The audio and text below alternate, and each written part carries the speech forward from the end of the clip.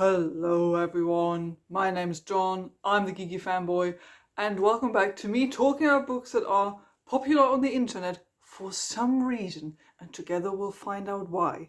And today, we are talking about the book that yet again you, the readers, have chosen for me. And the book you have chosen for me this time is Bride by Ali Hazelwood. Now, Ali Hazelwood, as I understand, is quite popular or famous within like the online book community. She writes pretty popular romance books, especially like rom-com types of books. Like Love Hypothesis, I think, is her most popular book, and Bride is one of her more recent books. It came out in the beginning of 2024. It's one of her most popular books, I think. On Goodreads, it has 571,000 ratings, so quite a lot of people have read it. It stands at a 3.99, so basically 4 stars on Goodreads, so quite popular actually. I had heard of this book before, because Ali Hazelwood's books always like turn up if you're like in some way, shape or form like invested in the online book community. So I have heard of Bride before, and of course what I heard most about it was like, there's some werewolf stuff and maybe some Omegaverse stuff. We'll get to it, don't worry. Okay, so the deal with Bride is that we have a paranormal romance book. Arguably, it could maybe be described as a rom-com, though I personally wouldn't go as far. And it is a paranormal romance book about a vampire girl who falls in love with a werewolf alpha boy. So that's the basic premise. A vampire girl gets married off to a werewolf man that she actually doesn't really want to get married to, but there's like circumstances that force her to get married. And there's also like a secondary missing person plot going on. How the book deals with both of these storylines we'll talk about, but those are like sort of the two most important story strands that run through the book. And it starts off with the marriage, and then the book sort of just takes off from there, and we read about these two characters falling in love. I mean, yes, but I'm putting a question mark on that because you'll see why. And that's basically it. That's the entire premise, and that's what the book is. Two people who didn't know each other before, who come from two different fantasy species that don't really like each other, are now married, and of course they fall in love at some point. That's actually all I can really say about the book, obviously. Before we jump into the detailed analysis, I would like to give you an overview of the general plot so you know what lies ahead. So here now for your viewing pleasure is a not at all sarcastic summary of what happens in Bride. My name is Misery Lark and... What? That's my name. My name is Misery Lark and I'm a vampire. However, I was sent away as a child to live with the humans, so I don't really know that much about vampire culture. I'm looking for my best friend Serena, who has gone missing, and the only clue I have to find her is the name L.E. Morland.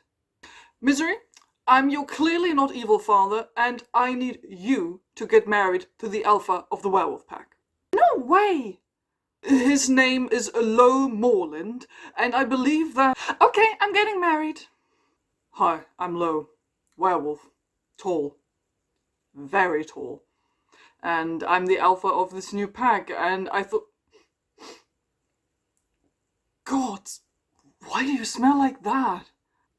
Smell like what?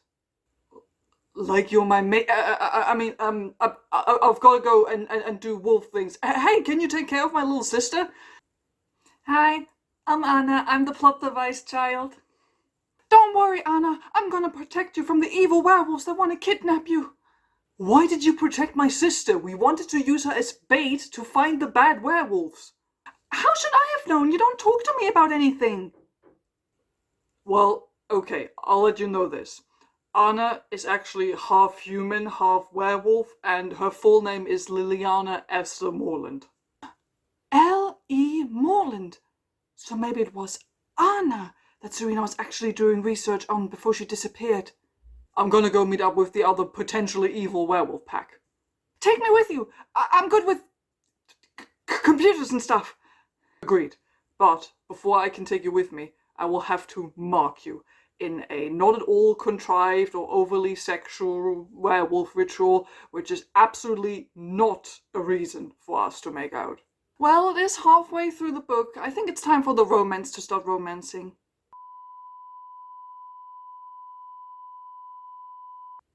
Damn it, we didn't manage to find any new information.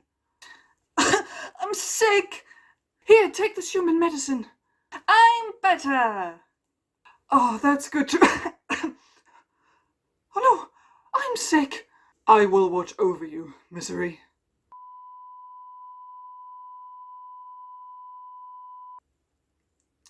I would like for you to drink my blood. It's kind of sexy. And I want to have penetrative sex with you. Well, about that, I'm sure it can't be that different for werewolves. Well, you see, my does this thing. I'm sure it's gonna be alright. It can't be. Oh my god, why does it look like that?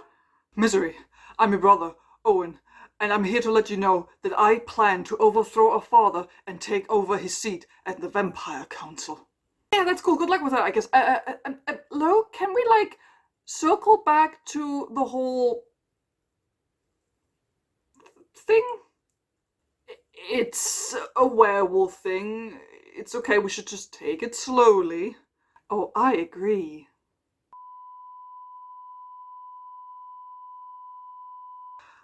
That was such a beautiful and amazing experience. And now I'm pretty sure, 80% into the book, that I'm actually your mate, aren't I, Lo? And that's completely fine, because I love you so much and I want to be your mate. Like, I can't wait.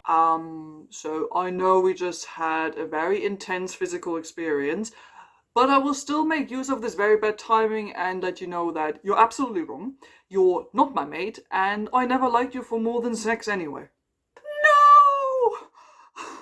Oh no, this is terrible. What am I gonna...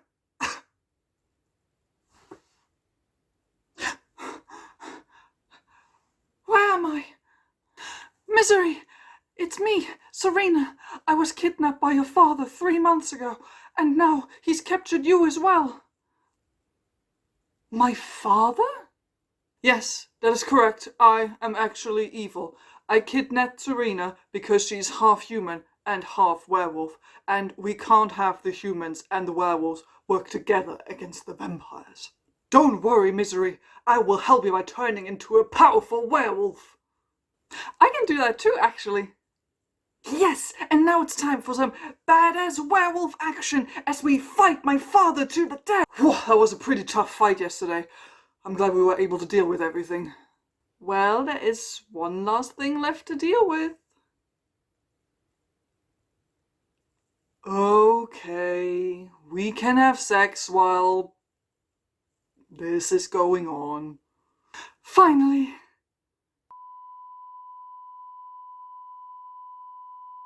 Those are the events of Bride, more or less. Taking a sip here, because don't forget to hydrate. It's a heat wave in Europe at the moment. It's like 37 degrees outside. So those are the general plot beats that we'll encounter. Before we jump into the detailed recap and analysis, just my general thoughts here in the beginning so you get an idea of what I will be talking about. This book was... it wasn't great. I don't think this comes as a big surprise as someone who tends to struggle with romance books a lot. Like, I'm not a big romance guy. I'm not entirely opposed to the genre, but I've yet to see a recent romance book that I really, really like. There are romance stories that I do like, but it's really hard to find them for me. So I don't think this comes as a big of a surprise that this was more like meh for me. It wasn't terrible. Like, this is not the worst stuff we've read on the channel. We have definitely read worse. Again, this is not great, it's not good, but it's also not outright garbage. It's just very, very basic. Like, at the end of my reading experience, I came out with a feeling of like maybe around 2 stars as a rating, because it wasn't like, it's not offensively bad. Like, there's nothing in this book that like is gonna make me outright like super rant for 5 hours, like with a certain romanticy series we talk about on the channel. It's not that. Simply because the book is very surprisingly uneventful. I just feel like not a whole lot is happening. Like, if you want the romance starts like way too late in the book and goes like way too hard immediately, like when the romance does decide to start. And the other plot line about, you know, the missing friend feels very half-assed, because it's like you want to do this drama thriller thing, but actually you really want to be a romance book, and the book doesn't really manage to like combine these two in a satisfying way. So at the end you're like, okay, yeah, like I guess that happened. There was like nothing really exciting. There was nothing surprising. There was a lot of like confusing and unnecessary stuff that we'll talk about. And stuff where you can tell this is clearly just there so it can facilitate the romance and the smut stuff. Because yes, the book does have smutty, sexy chapters, which are... we'll come back to it. So yeah, so overall thoughts is like it's I've read worse. It's not great. I wouldn't read it again. This doesn't make me really interested in other Ali Hazelwood books, but it also doesn't turn me off of her books, I guess. So meh is the overall feeling that we're going with. And with that very detailed, understandable description of my overall feelings, it is now time to jump into the detailed... And that's the mail. Guess who just got his new K-pop albums?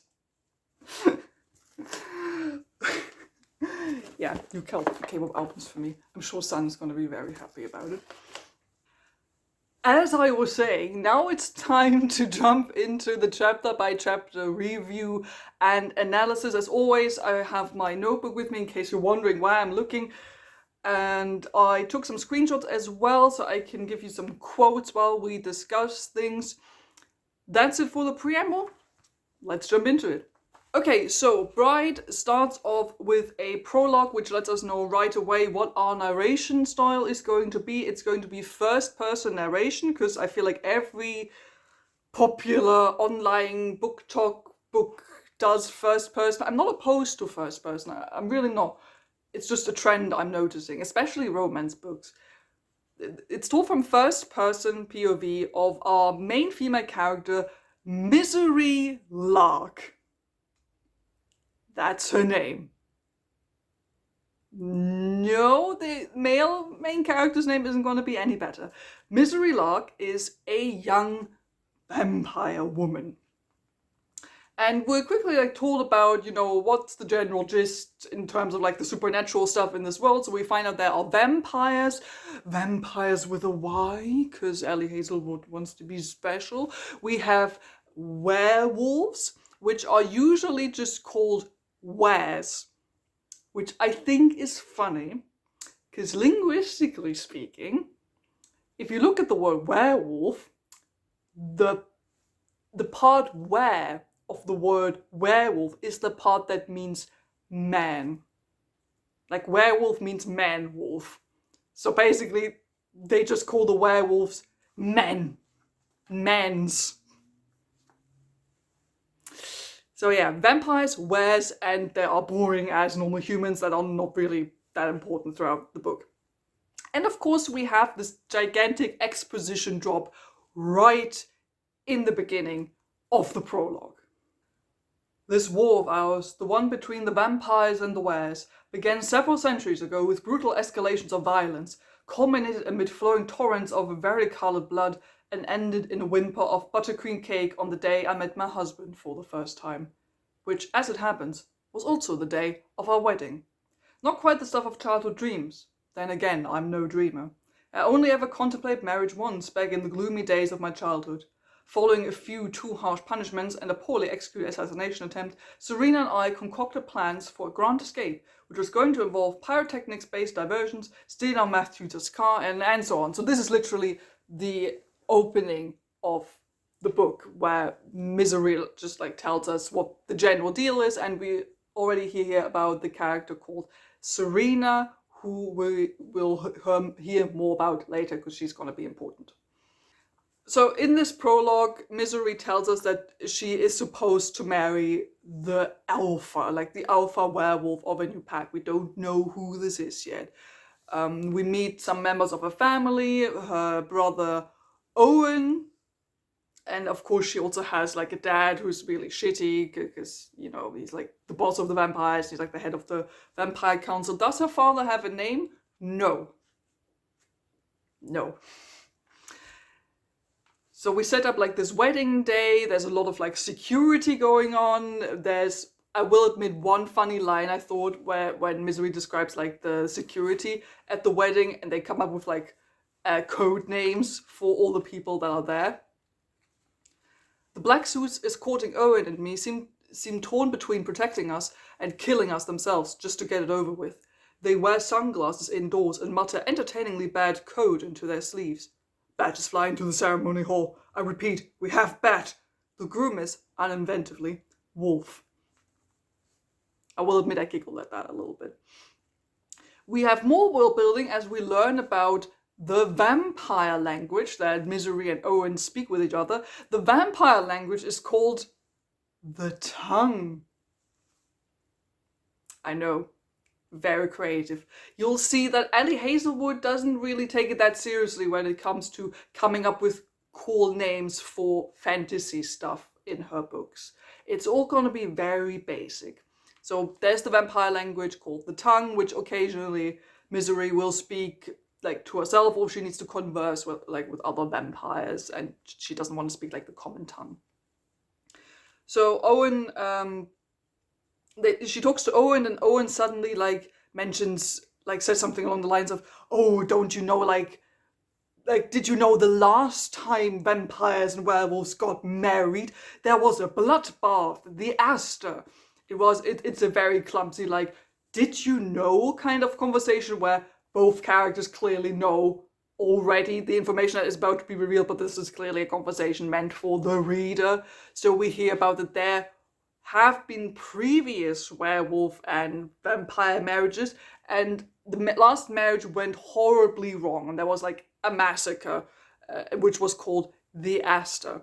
The Aster, because like the different bloods mingled and made a new color, because I think like vampire blood is like purple, I think, and werewolf blood is green.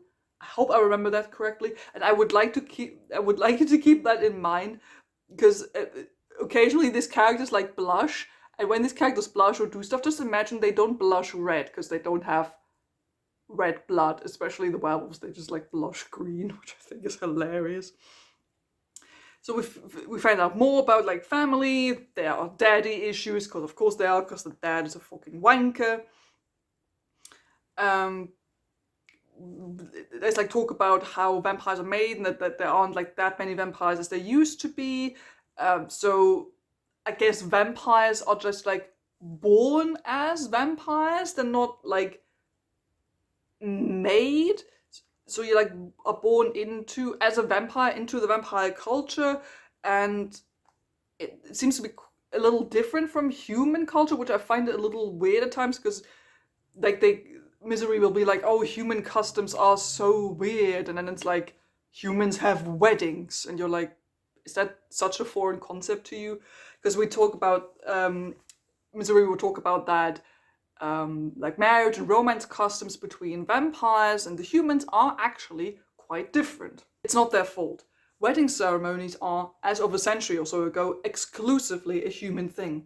Vampire society has evolved past monogamy, and Wares, I've no clue what Wares are up to, as I've never been in the presence of one.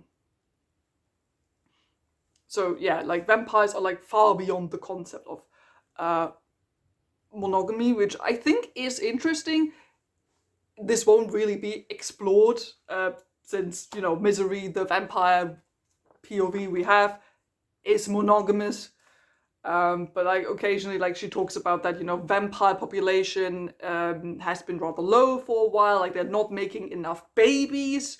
And so at some point, like vampire culture was just like they just developed in a way where it's like very casual, like in regards of romance and just like having sex and sleeping around, which I think is interesting. And then the book never really does anything with that. It's just like something that's out there, I guess. So there's more talk about like the customs between vampires and werewolves and humans, and that they're all very different and weird, because you know that there's like this territory in somewhere North America, the United States presumably, where it's like there's the human territory, and then there's the werewolf territory, and then there's the vampire territory, you know, all that. They don't really seem to talk to each other that much, especially like, of course, vampires and werewolves hate each other. Oh, and by the way, if that makes it sound like we're in like sort of some fantasy medievalish old school vintage sounding times, oh no. This is like all present day. Like Misery is skilled in like computer hacking and computer programming and stuff like that. So we're very much modern day. I just want you to keep that in mind. The internet is very much a thing. People watch telly and all that. So just keep that in mind. So we hear a bit more about, you know, werewolf powers and all that. And basically the way Misery describes it is, so werewolves are like basically better at everything. Like when it comes to like powers, like physically, werewolves are just better at everything. And I feel like vampires don't really have anything to like level the playing field, really.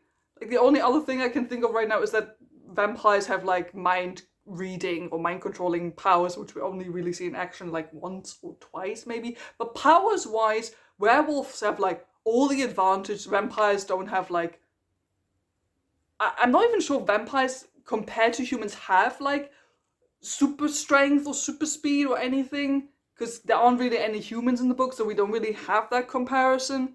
But yeah, like werewolves are just the best, I guess. And as the wedding planning goes on, we get our first description of the new werewolf husband. At my future husband. He stands at the end of the path, turned away from me, listening to what someone is whispering in his ear. His best man, perhaps. I can't get a good look at his face, but I know what to expect from the picture I was given weeks ago. Handsome, striking, unsmiling. His hair's short, a rich brown cut to a buzz. His suit's black, well fitted across his broad shoulders. He's the only man in the room not wearing a tie, and yet he manages to look elegant anyway. Maybe we should have a stylist. As good a starting point for my marriage as any, I suppose. The note from my girlfriend was, who I read this opening chapter to, was boring, and boo, why doesn't he have long hair? Which I will agree with, because I just imagine, this might be cliche, but I was just like, I imagined like, naturally like a large guy, broad shoulders, but like, you know, like hairy chest and like a really nice beard and like cool, long, like flowy, wavy, brownish black hair or something, like really cool, you know? But this guy's just, he has a fucking buzz cut with brown hair. That's so boring. I don't know, it just sounds boring. But of course, as all Ali Hazelwood men are, as I've been told, he's huge. He's huge. Broad shoulders, giant hands, which will be mentioned frequently throughout the book. And it doesn't even matter that Misery is described as tall, because vampires physiologically speaking, like, just seem to be tall in general, like tall and skinny. That doesn't really matter, because compared to Misery, she just still describes them as like big the whole time and giant hands. So it's the usual.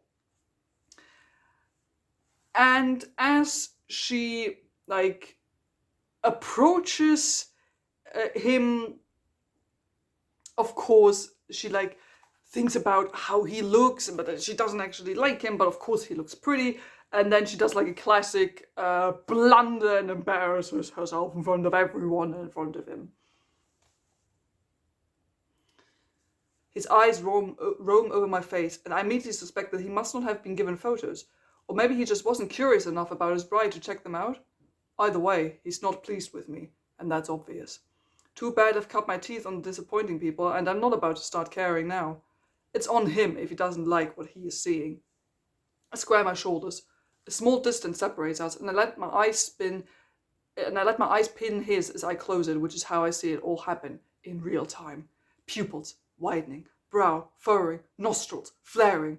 He watches me like I'm something made of maggots and takes one deep breath, slow, then another, sharp, the moment I'm delivered to the altar. His expression widens into something that looks for an instant indecipherably shaken, and I knew it. I knew that Wes didn't like vampires, but this feels beyond that. It feels like pure, hard, personal contempt.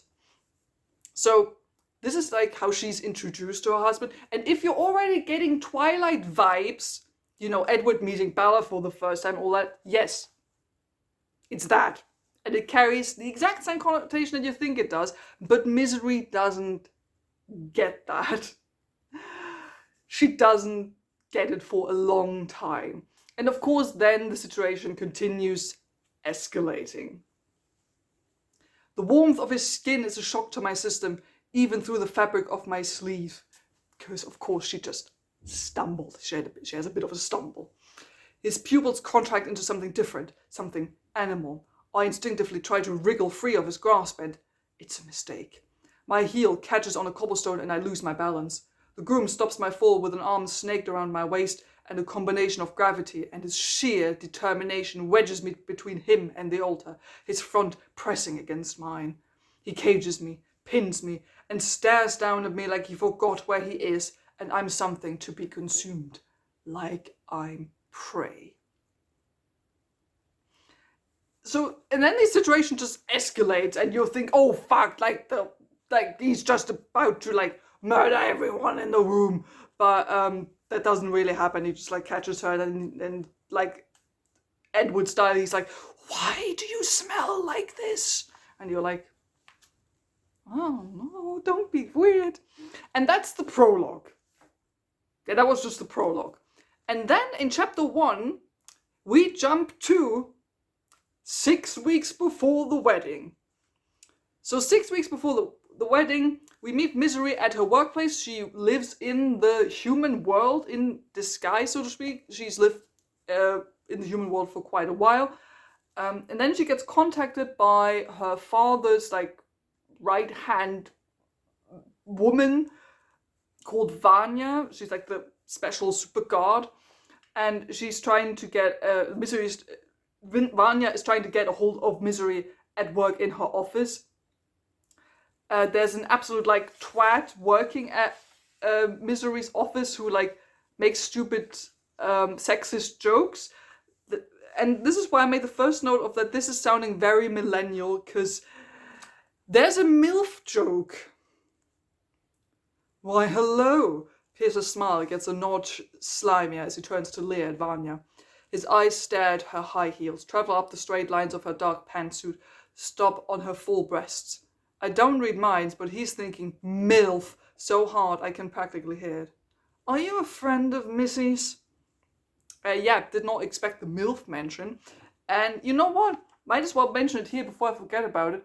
This book has a lot of like weird contemporary mentions of things that I personally don't like. I'm personally not a big fan of when real life contemporary stuff is mentioned in books. Like it sort of takes me out of the immersion and it dates the book immediately, but like we get stuff like MILF isn't necessarily like contemporary, but you know, it's like very contemporary colloquial terms, like we have MILF, GTA gets mentioned, like just Grand Theft Auto gets mentioned multiple times, more than once.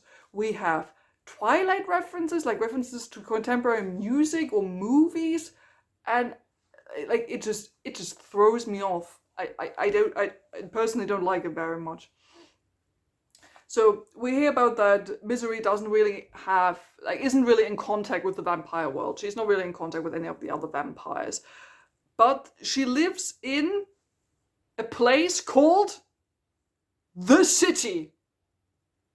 No, really, that's the setting. The setting is called the City. I told you creativity is not Ali Hazelwood's strong suit. And then Misery is brought to Vampire HQ to talk to her father, and Vampire HQ is called the Nest. I'm not asking for Tolkien. All I'm asking is just like for an ounce of unique creativity. Is that too much to ask? So the Nest is basically like the Vampire HQ. It's described very vaguely. In my mind, basically just looked like a giant shopping center. Because this book is not really good at describing things. Like, if throughout this review you're wondering, what do these places or people even look like? I have no idea. I do not even know what Misery looks like. I barely know what the werewolf alpha, who we're about to get to know, looks like. I have no idea what any of these other people look like. Least of all, I have no idea what any of these locations look like. They're usually just described very vaguely, very basically as like, oh, it's like a big office building. It's a big fancy house with many windows. It's a nice office. It's a cozy room with a lot of, with many pillows. And you're like, I can't imagine anything. Like my imagination did a lot of the heavy lifting because the book just wasn't giving me anything. And I hate this trend of like contemporary popular books or whatever you want to call it, that they just don't seem to like to describe things. Like, I don't need 5 pages of detailed descriptions of one place. I don't, but like, if it's like an important place, if it's an important location or an important person, give me a description. Like, I want to know what things look like so I can play the movie in my head. You know? Am I the only, like, have you been noticing this trend as well in like contemporary books? I don't know, that it's just a thing I keep noticing, that this is a complaint I seem to make about most books I review on the channel. So we're at the Nest now. We learn a bit more about how vampires work. The vampires like age very slowly. Don't worry, Misery is still like in her early 20s, I think. We learn that windows are a luxury, that vampires really, really like windows, which I think is interesting. So here's a quote on that. The first thing I notice are the 2 walls of windows, which is exactly what Father wants. Every human I've talked with assumes that vampires hate light and relish darkness, but they couldn't be more wrong. The sun may be forbidden to us, toxic always, and deathly in large quantities, but that's precisely why we coveted it with such intensity. Windows are a luxury, because they need to be treated with absurdly expensive materials to filter everything that might harm us. And windows this large are the most bombastic of status symbols, and the full display of dynastic power and obscene wealth, and beyond them. This is a little detail I actually like, because this is something I would also think of vampires, that because the sun harms them or they're not allowed to be out in the sun, they still covered it, because it's something they usually don't get. I like this. Like, this is a good detail. I'll take that. So now Misery meets up with her father, who has no name. And then they just talk about what is going to happen, like with the marriage, and she's supposed, that's like a new alpha and all that, and that she's like supposed to get married and all this stuff. And what bothers me about this like narrative structure is that it tells us stuff that we already know, because we have this entire prologue which is about setting up the wedding and getting to know the husband, seeing him for the first time, and Misery going on about, oh, I have to get married to the werewolf who I've never met, and there's like difficulties between the species. And then the first proper chapter jumps back in time, and then reiterates all this stuff again. And I'm like, yeah, but I already know this, because the prologue set up all this stuff. Like, I could guess that this is what was going on, given what we were told in the prologue. So this narrative structure bothered me a little bit. So there's like a long string of dialogue happening now between Misery and her father. We learn a bit more about like alliances, politics, and the cultures and all that. Like the vampires are allies with the humans, and we learn about that there's something called like collateral, which means that the humans and the vampires exchange one child, like as hostage, so to speak, to like keep the peace. And Misery was the collateral. Like as a child, she was sent to live with the humans, and a human child was sent to live with the vampires. She was the collateral child for like, I think 8 years or something, like, or 10 years. Like, I think she was sent there from like the ages of 8 to 18 or something. That's why she's also so familiar with the human world, and why she has such a disconnect and to a certain extent dislike of vampire culture and of her father and all that. So we get told here that vampires face extinction because they have a low birth rate. Why exactly they have a low birth rate is never really explained. Like, it's just, it is just said that they have a low birth rate and vampires are facing extinction, but there's never like an explanation given for like, I don't know, they're all getting killed by the werewolves, there's like not enough blood around to feed everyone, vampires are not having enough sex, or I don't know. There's never an explanation for this. It's just like, yeah, there are not enough vampires. This is information that will not really impact the plot, just saying, it's just something that's thrown out there and you're like, yeah, but why? No idea. So then we hear about what happened to the werewolf. So the old alpha of the pack was killed by the new special boy in Werewolf Town. And this is where we hear the alpha's name for the first time. And this is what gets Misery excited. She hears the name Lo Moreland. Yes, the main character's name is Lo. And up until that point, Misery was like, what, you want me to get married to, like, a werewolf alpha? No chance in hell that's ever happening. And then she hears the name Lo Moreland, and then suddenly Misery's like, I'll do it. I'll give him that. That's a good hook. That's a good hook to end this chapter on, because you're like, oh, why does, like, she's completely opposed, but then suddenly she's not, and she's all up for it. What does that have to do with things? So in chapter 2, we jump back to present day, and we basically just hear more about like Misery telling us that all the like the classic vampire lore mythology that humans believe and werewolves believe, that's like all bullshit, basically.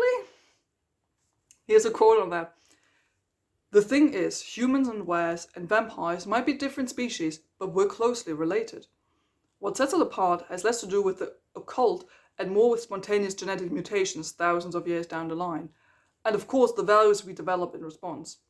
A loss of purine base here, a repositioning of hydrogen atom there, and ta-da! Vampires feed exclusively on blood, are wimps with the sun, and are constantly on edge about extinctions. Wares are faster, stronger, I assume hairier, and they worship violence. But neither of us can whip out our magic wand and lift the 60-pound suitcase on top of a rag, or find out the Powerball numbers in advance, or turn into bats. At least vampires don't. I don't know enough about the wares to get offended on their behalf. So yeah, like all that stuff with like that they die when they go out in the sun, not exactly like it harms them, but it's not deadly, like no garlic and all that, that you have to like invite them in, they can come inside, none of that. Honestly, the vampires in this book are just normal people for most of it. Like she has pointy ears, like vampires have pointy ears, and she has the fangs and the purple blood, but like that's it. That's like all just cosmetics. It's cosmetics, and that's it. Like we don't really have anything special about the vampires. We get like one, maybe two, like vampire like hypnosis scene, which is like the coolest thing in the entire book, because it actually like explores vampire powers, but it's only like 1 or 2 scenes, and that's it. Apart from that, vampires are not special. Like, the book dives a bit more into like how werewolves work and what they're up to, but this book is so not interested in like dealing with vampire mythology or like vampire culture, and it's honestly so boring. Like, Misery didn't have to be a vampire. She just occasionally needs to like drink blood every 4 chapters. She like mentions that she needs to drink blood, but that's kind of it. And I think that's boring, because like, what's the point if you're not even here to explore the vampires and the werewolves in your vampire werewolf romance book?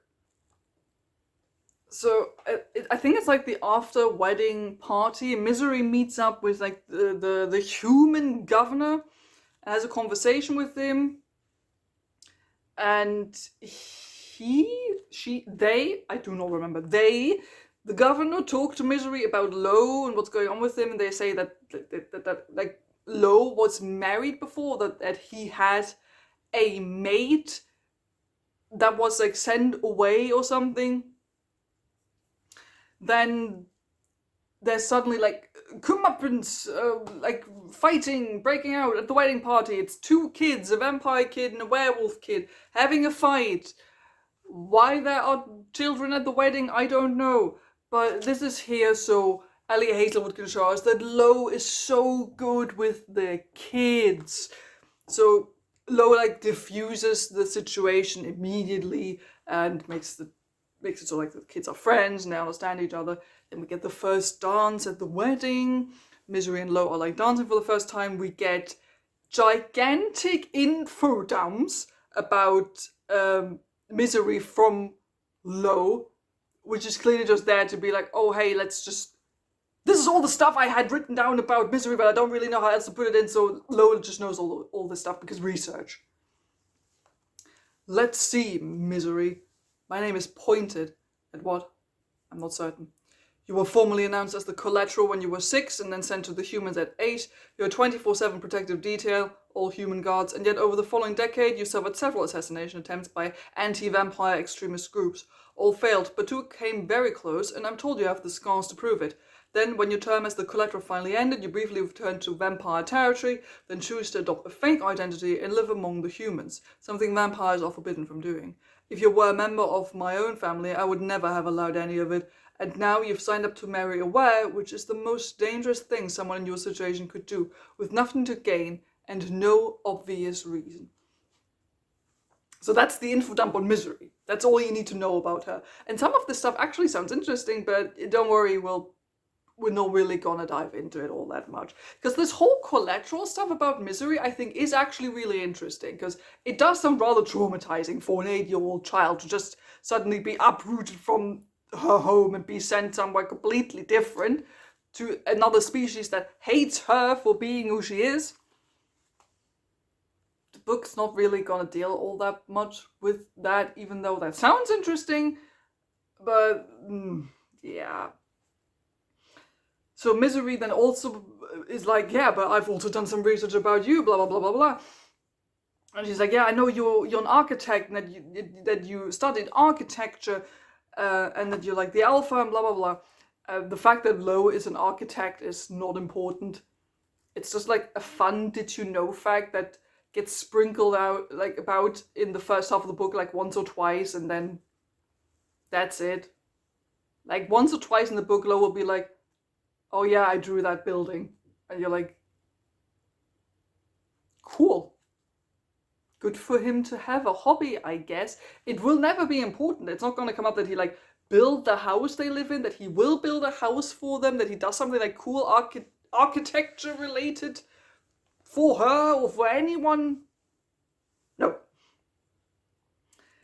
Then a human at the wedding tries to attack Misery, another assassination attempt, but of course Lo is immediately there to protect Misery, and that's it, situation diffused. Chapter 3. Misery talks to a child? So Misery talks to a child, and this is where I find out that this is Anna. Anna is Lo's little sister. And we find out that Misery is actually moved into what used to be Anna's childhood, like her room, like her bedroom. And now Misery is moved in there. And there's a passageway between this room and Lo's room. I do not understand why they move Misery into Anna's room, because it's clearly established early on and throughout the rest of the book that Lo is really close to Anna. Like, he cares a lot about her and she's really important to him. And I don't understand why they move this new rando woman they don't know into Anna's bedroom. Like, I don't get it. And then, because she's clearly upset about it. But why they moved her into this room and not like some other random guest room or something, I don't know. It's probably so we have Misery in a room where there's an immediate connection to Lo's room. That's clearly the only excuse here, honestly. Then Misery talks about Serena. So Serena, we've heard a bit about in the beginning. Serena was Misery's best friend. When she grew up with the humans, Serena was basically sent to Misery so she has a friend she can play with, and they became besties over the years. But we find out that Serena is missing. She has disappeared. The only things that are left now, number one, her cat, who we find out Misery doesn't like because for some reason vampires don't do pets. And I think it's, I don't know, it felt a little unnecessary at times that Misery just really hated this cat. But of course Anna really loves the cat.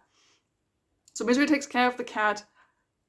That was the first thing. And the second thing that's connected to Serena is that Misery found a note.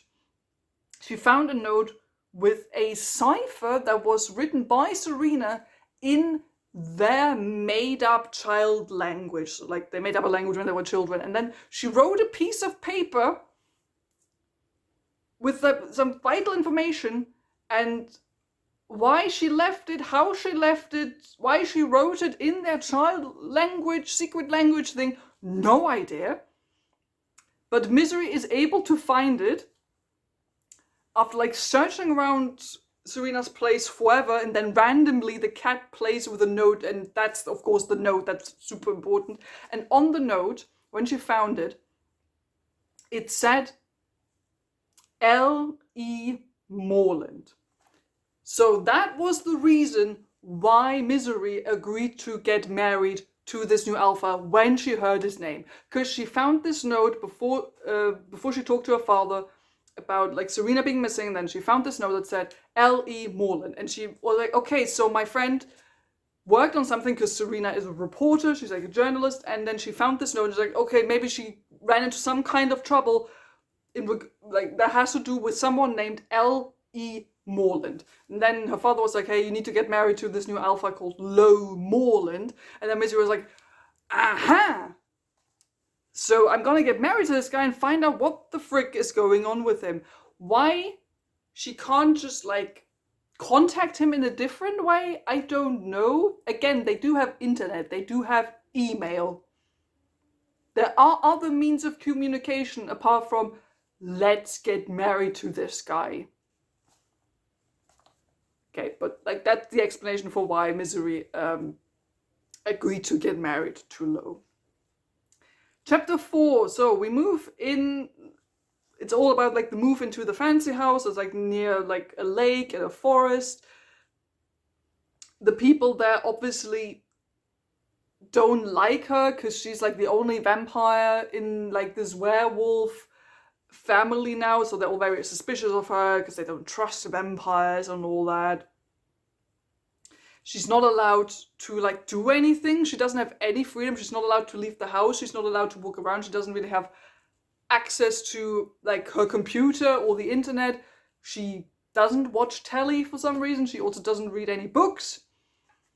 So they just want her to be miserable. They want misery to be miserable. How fitting. I don't know why, because presumably this whole thing was planned for like a few weeks at least. They knew she was coming. They knew that she was going to move into this house. And they did nothing to prepare for it. They had no room prepared. They didn't like install the special windows or anything. They didn't like find a way to like give her at least like limited access to the internet or her job with computers or something. They like really just don't want to provide anything. There's like no pre-planning went into this for some reason, even though they all knew this is what is going to happen. Then we learn a bit more about how werewolves work, because Misery talks to like some of the other people there. She isn't really interacting with Lo yet, but she talks to some other werewolf people there, and we learn a bit about how the werewolf transformations work. First off, we find out it's not called transforming or anything, it's called shifting. Again, it's giving me Twilight vibes. And we learn about how shifting works, because it's not necessarily just related to the full moon. Can you shift into a wolf whenever you want, or is the full moon thing just a rumor? It depends, I guess. On what? How powerful or where is? Being able to shift at will, it's a sign of dominance. Being able to avoid shifting during the full moon, too. I don't know what possesses me to ask. What about Lo? Is he powerful? Alex lets out a startled laugh.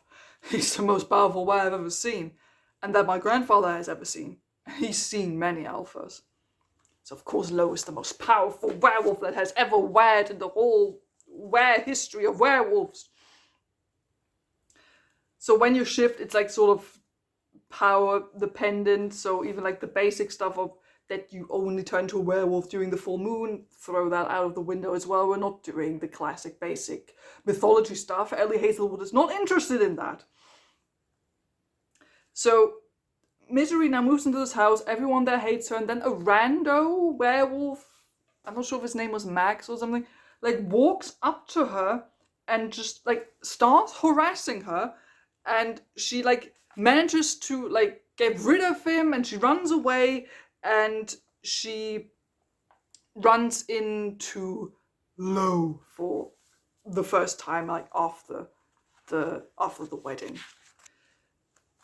Chapter 5, she runs into him. Of course, he does like the arms on wall thing, so she can't escape. But of course, it's supposed to be kind of like a little bit sexy, but also in a dangerous way. You know how these books work. And he like asks her if she's okay, because like Max did some weird shit.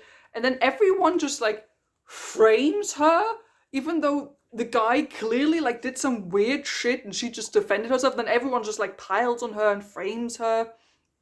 Then Misery uses the word fan fiction. She says, so she defends herself and she says, despite the fan fiction Max and Juno have been writing about me, I do not usually plot the demise of children.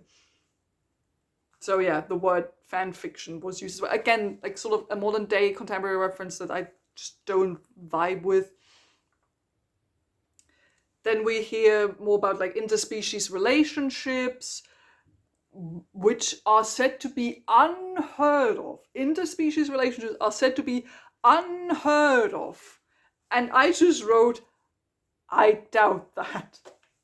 They can't tell me that especially like in a modern day contemporary setting where borders can be crossed despite the dangers and the internet existing and all that there are no interspecies mingling relationships.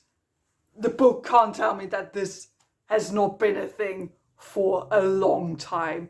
This shit definitely happens. I just feel like it's so unrealistic when books like this are like, oh, and this is like the first time two people of these species have fallen in love and have had sex or something. I'm like, this can't be real. This definitely has happened before because people are horny. I might be asexual, but I know that people are horny. They want to have sex, and you can't tell me that humans were never like mingling with some werewolves, that humans weren't mingling with some vampires. Please. This has definitely happened. We all know this happens. So after this conversation, Lo basically just tells her to like behave herself, even though she didn't really do anything, I guess. So in chapter 6, she's like escorted elsewhere to safety. She befriends a werewolf called Mick. She likes him. He seems to be easy to talk to, and he isn't like that scared of her. Then Anna comes to visit, and we get more Twilight references. It never occurred to me to look up. Through the roof, I asked. Yes, they took away my key. Does your brother know you've been climbing like a spider monkey? She shrugs. I shrug too and go back to my bed. Don't reference spider monkeys. Don't do it. I think the first Twilight movie is fun, okay, but do not take one of the worst lines of that movie.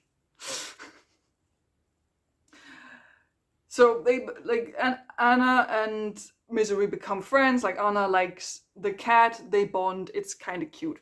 So in chapter 7, of course, Misery makes use of the connection between her room, that used to be Anna's room, and Lo's room, and she breaks into Lo's room while he's gone, and she just like goes about and like looks through his stuff to like find out what's going on, if like he has anything to do with Serena going missing. Also, she picked up on some group called Loyalists, that there's like, the only thing we know at this point is that there's like an opposing werewolf group called Loyalists, so she's trying to find out maybe like what's going on with them.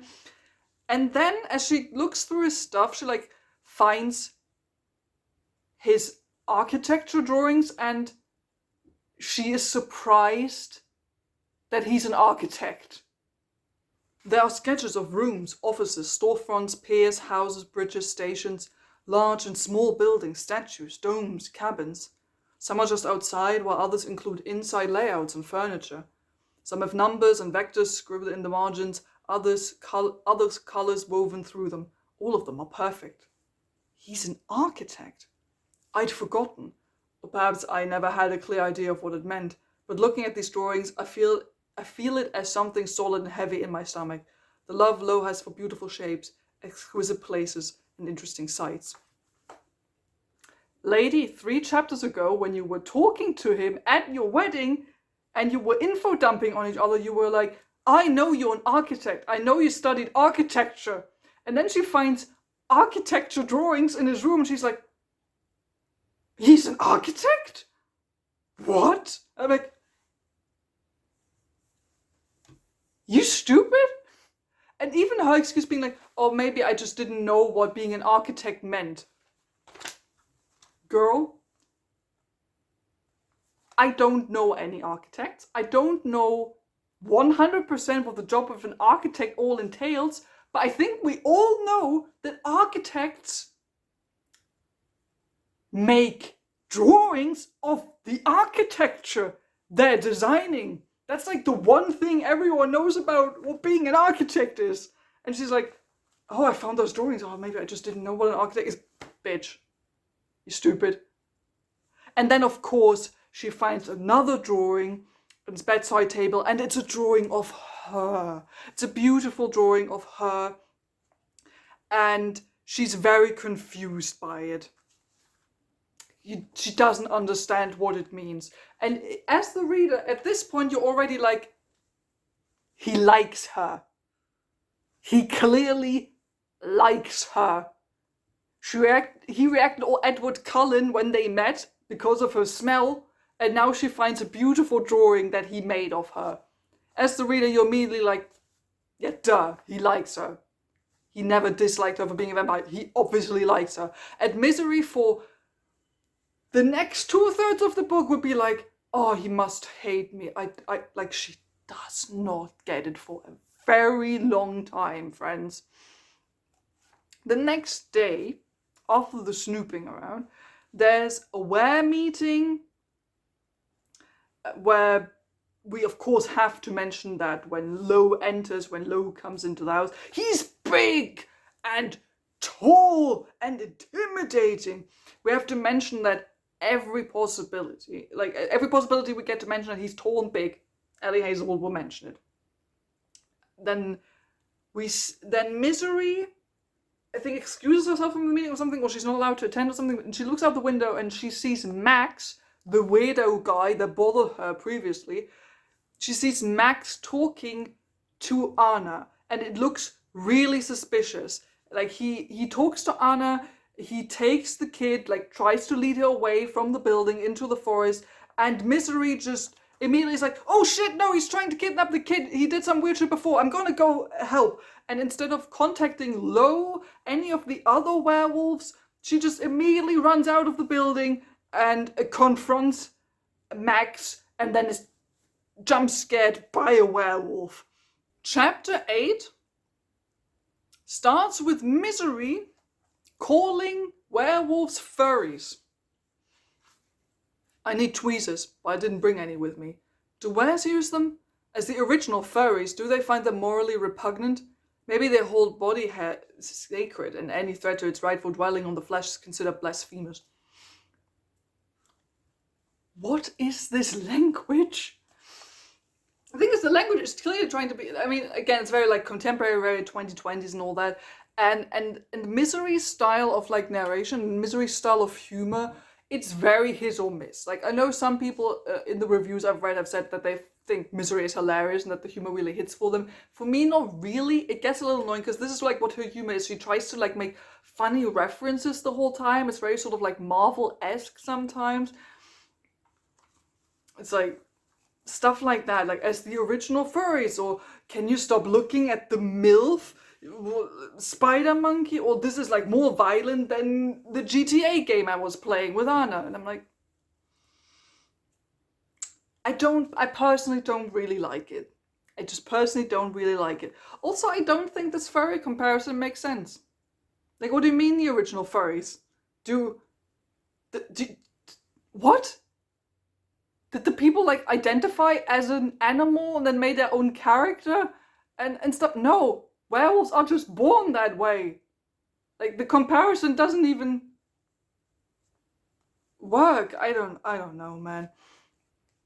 So then we find out that Misery is at fault because she ruined this whole plan, because it turns out that this whole thing with Max kidnapping Anna was staged. So the plan was actually to follow Max and Anna and see where like he would take her, and then see who meets them. Like, that was the plan. And that sounds dangerous, because they knew Max is a bad guy. Like, Max turns out is one of like the loyalists or something, who think like Lo is not the rightful alpha, and they were just like purposefully, willingly endangering Anna, this little, I think like 6-7-year-old girl who Lo is supposed to love very much and be very protective of, and they just staged this whole thing where Max kidnaps her, and then they're like, yeah, then we're just gonna see. Like, they use her as bait. They use a small child as bait. That's irresponsible and fucking dangerous for everyone.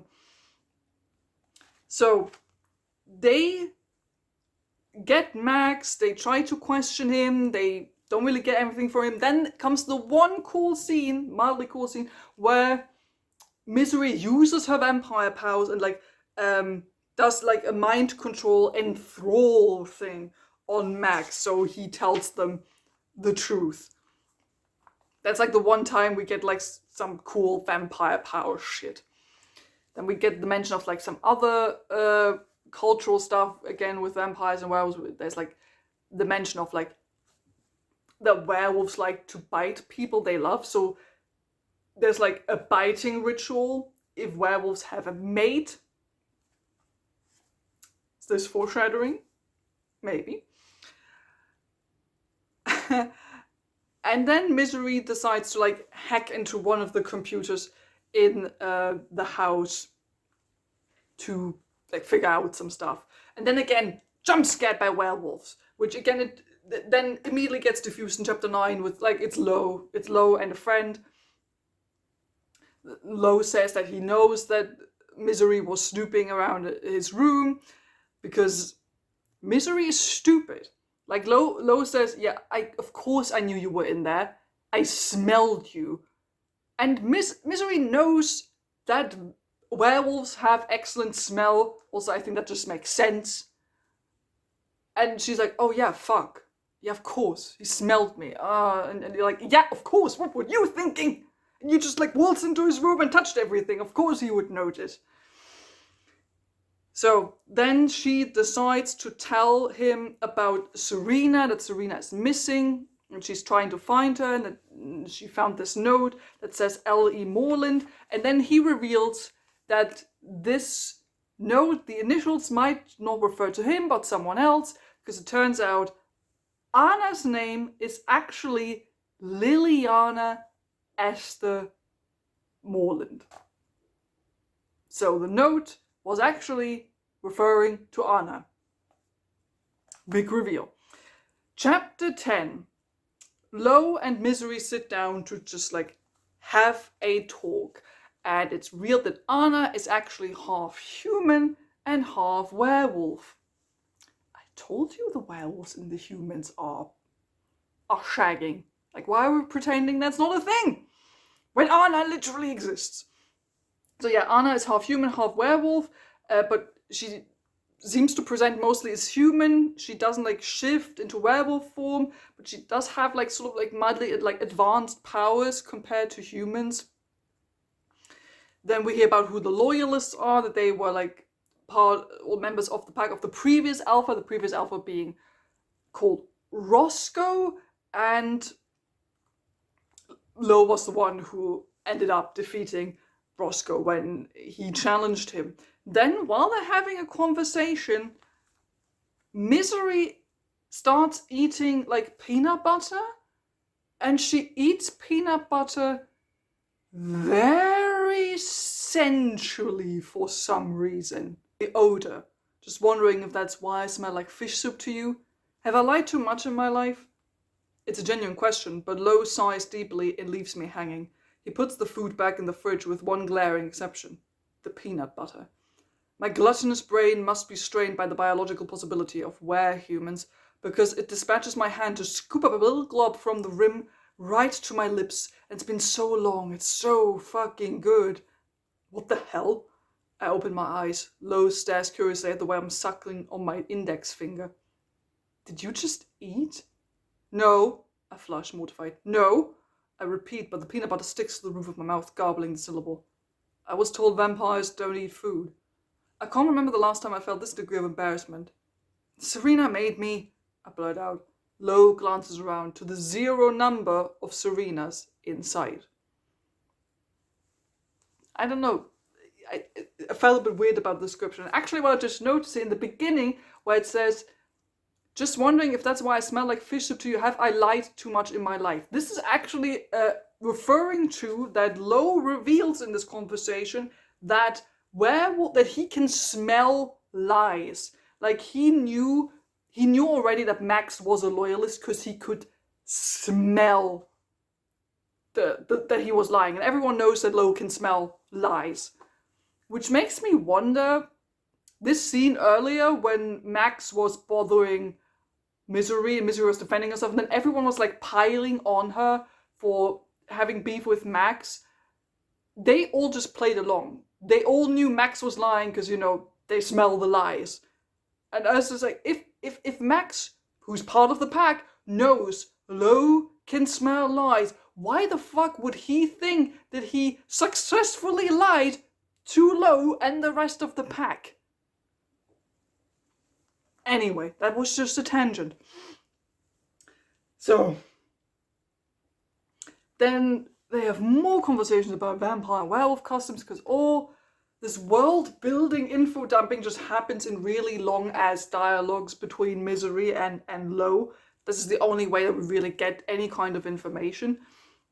Them just like talking to each other about it. She like says that vampires have a lot of like casual sex going on. The sex for them is basically like a hobby, and then it just goes back right to talking about Serena. Like they talk a bit about Serena, then Misery suddenly talks about, oh yeah, like vampire sex, and then, oh, and now back to Serena, and you're like, what? Okay. At the end of this conversation, Lo says that he will grant her supervised access to a computer so she can do some research. Chapter 11. Misery works on some computer research together with a werewolf named Alex, who like has no idea what's really going on, like about all the Serena background stuff, and he's like frightened of Misery this whole time because of her being a vampire and all that. Then one day, Misery like sees some of the other werewolves arrive, and she sees Juno, who's part of the pack, and then Juno coming out of like the forest as she's shifting or something, and she describes her as naked, but she describes it in a very weird way. A wolf, I think, instantly ready to retreat inside the house. But no, it's a woman, Juno. She emerges from the trees looking beautiful and powerful and naked. Newborn just slithered out of the birth canal naked. This is what I mean when I say the humor, the way Misery talks is weird at times. This is a pretty good example of that. Then we get another info dumpy conversation about Lo and his family life, because she can't have this conversation with Lo at the moment because Lo is out of town. So Anna decides to like hang out with Misery during the full moon and all that. And we hear about how Misery feels about Anna as a person, and just keep in mind, Misery met this girl just like 1 or 2 days ago. I hate that I curve my body around hers when I hear heavy, hurried steps through the walls. And I hate that when my bedroom door opens, I reach for the knife I stole from the kitchen and stashed under my pillow. I'm ready to kill to defend her. This is Anna's fault. Anna is forcing me to fucking kill. Like, she's already prepared to kill for this child that she met like 3 days ago. We just jumped from, yeah, she's like kind of cute, to I will murder for this child very fast.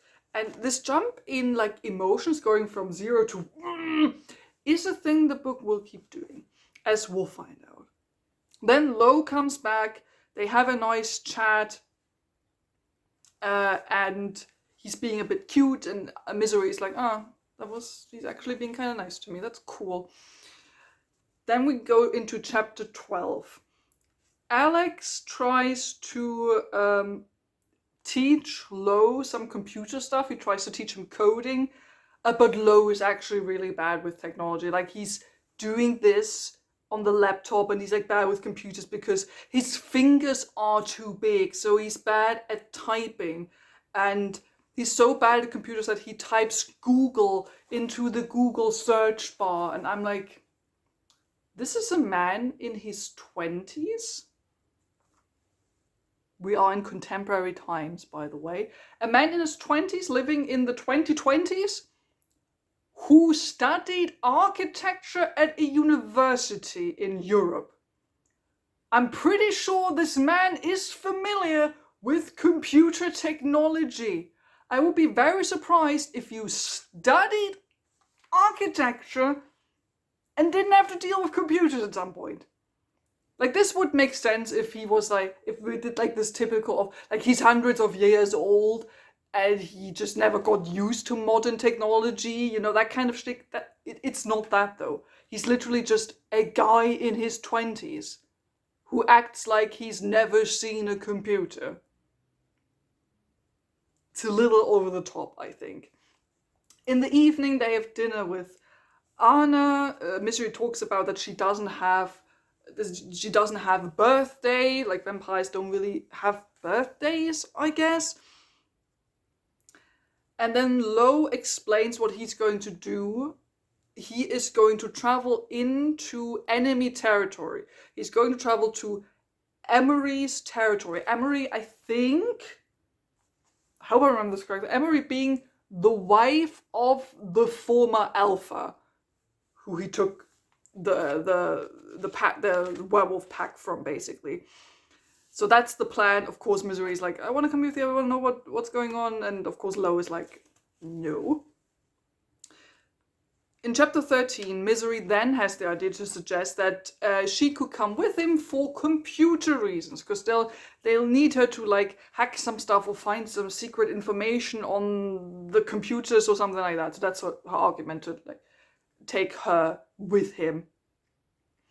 We get more, get to know each other dialogue, where we find out that, he went to university in Europe, and then there's actually a uni in Zurich in Switzerland for like all the creatures. So in Europe, vampires, werewolves, and humans are actually way closer than in North America. And in North America, they're just like, which is stupid, but looking at the world right now, I feel like makes a lot of sense. So Lo talks a bit more about, the pack, his werewolf status. Then he calls Misery a beautiful woman, but she doesn't really get it. Like, he tries to pay her a compliment, and she doesn't get it. Like, he's like, because they talk about that Misery hangs out a lot with Alex, and Lo says something along the lines of, well, at least Alex is hanging out with a beautiful woman. And then Misery's just like, well, what does that have to do with it? And I'm like, girl, he was paying you a compliment. That's what this was supposed to be. It's not about Alex and then he gets hanging out with you. It was a compliment. Are you stupid?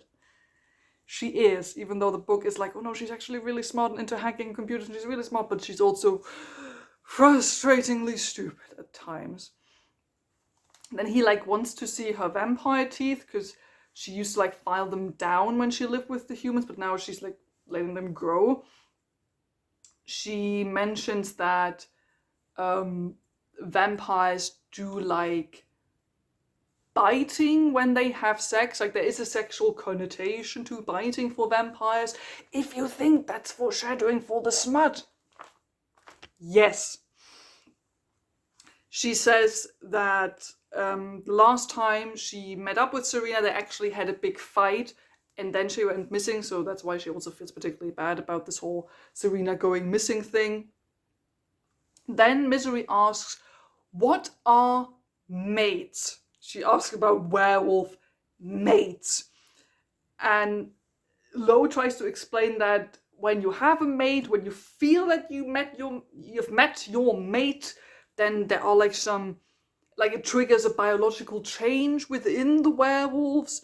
It doesn't happen all the time for every werewolf, like it's rare, but it's very clearly implied that he feels that way about her.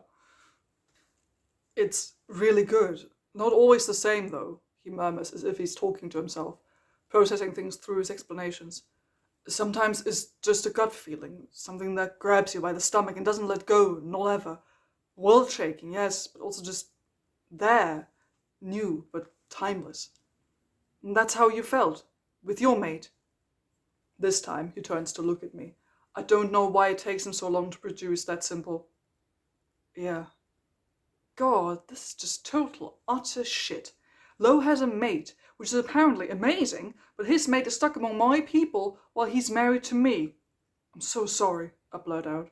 His gaze is calm, too calm. You shouldn't be sorry.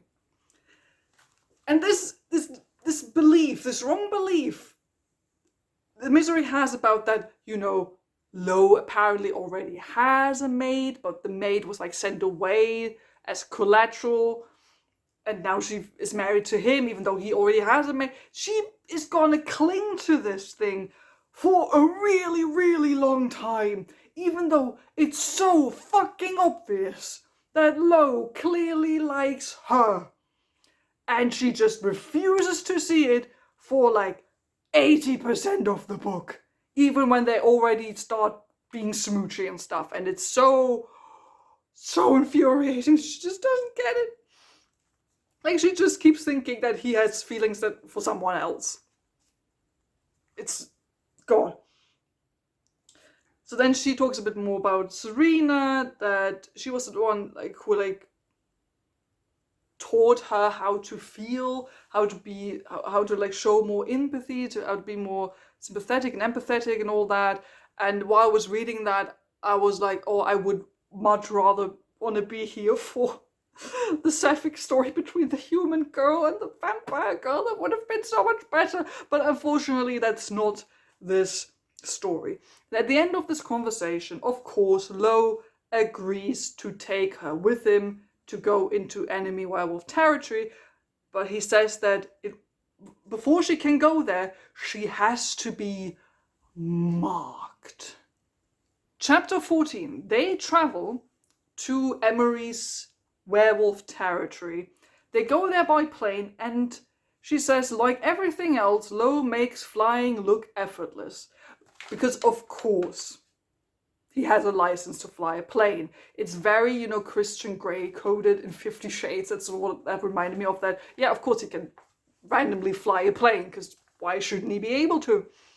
And while they're on the way there, not before, while they're on the way there, he explains to her how he needs to mark her, what that means. He hasn't even done it yet. He says that he needs to make her smell like him. My note was they couldn't have done this earlier. No, apparently not. They land, they're in the car ready to go meet Emery and all the other werewolf people, and he explains to her what is going to happen now. That werewolves have these glands where the smell is especially prominent, or is coming out of, and he basically needs to impose his scent on her. And in order to do that, of course, he needs to lick those places and be all intimate and get in there. It's clearly an excuse to have an intimacy scene. It's not, it never comes up again. It doesn't feel like it's a werewolf big thing, because he could clearly make her smell like him in another way. I don't know, give her your clothes and then she wears your clothes. No. We need this werewolf mythology excuse to have an intimacy scene. What I do like about this, though, which is the one thing that I like about Lo as a character and as a romance option, is that he talks to her beforehand. He explicitly asks for her consent. He explains what is going to happen and then explicitly asks her, is this okay for me to do? I like that. It's a low bar, I know, but given the fact what I've read in other books, this is good. We like people asking for consent explicitly. Asking for consent is good and it's sexy. We like to see it. So that's a plus point for Lo in my book. So he explains to her what's going to happen and asks, because she's like, yeah, whatever, just do it. And he's like, no, Misery, do I have your consent to do this? And she says yes, and then they start doing it, basically. And this marking scene is so drawn out. It's very clearly meant to be this is the first spicy scene between these two people. We're in chapter 14. We are halfway through the book. These two have barely had any sweet or romantically coded interactions. The chemistry Where? No idea. And then at like the 50% mark, the book hits you with this very explicit description of how he marks her. Like he starts like licking her, and then of course there's like some biting involved, and it's like clearly involves into like Frenching her neck and all that.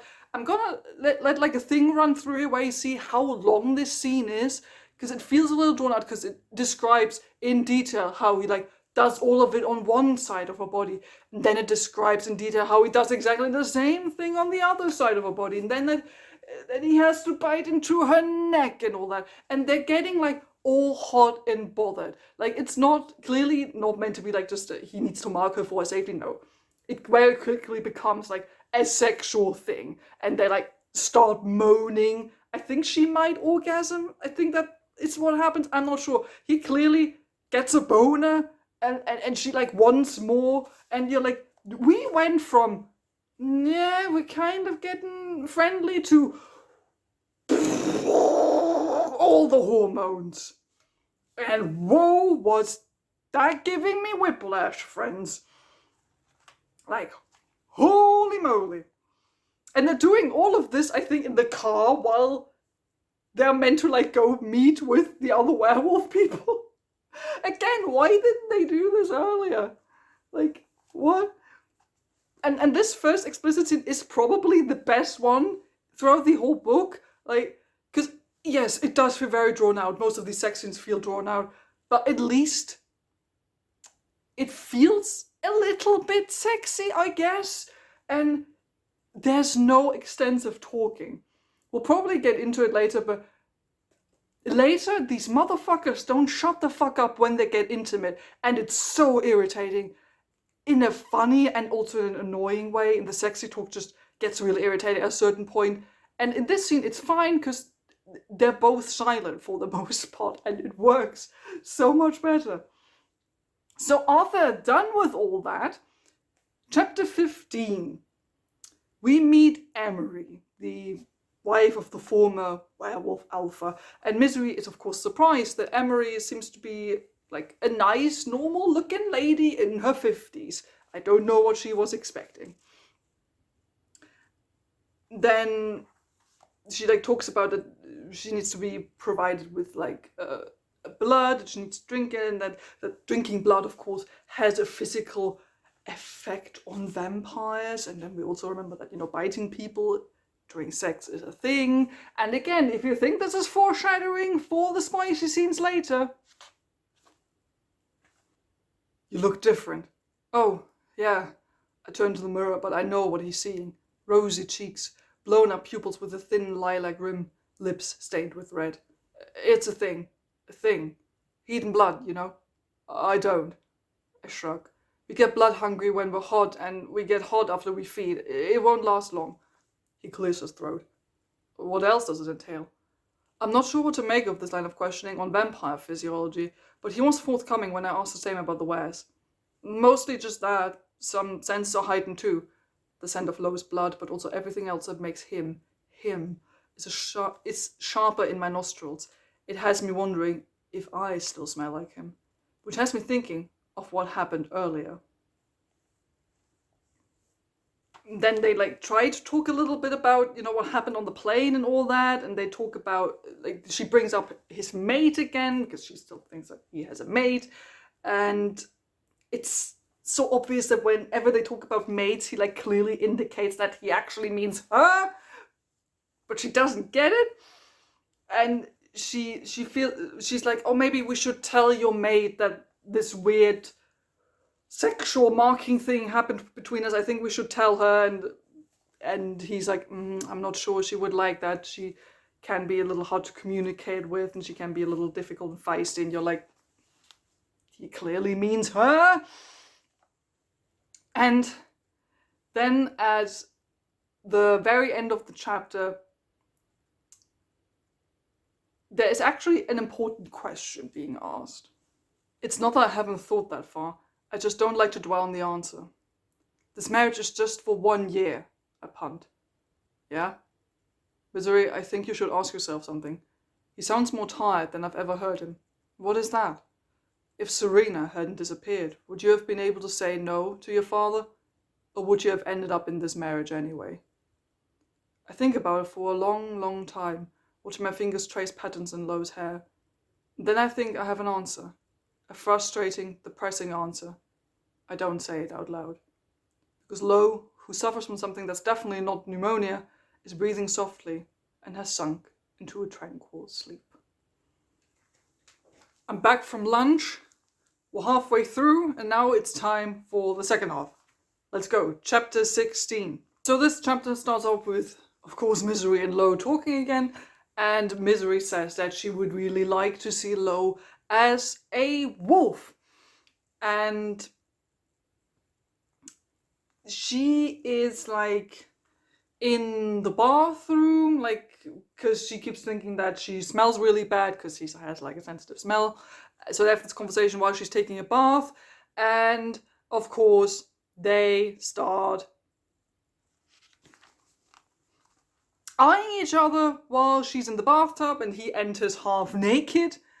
Of course, there's a lot of like casual touchy stuff now. Like ever since that first intimacy scene, you will now notice that they just like become really touchy and smutty towards each other. Again, it ramps up from 0 to like 100 very fast, and now at the 50% mark, the romance book has decided that it now wants to be a romance book, and it will not make you forget that, because from now on these characters are all over each other.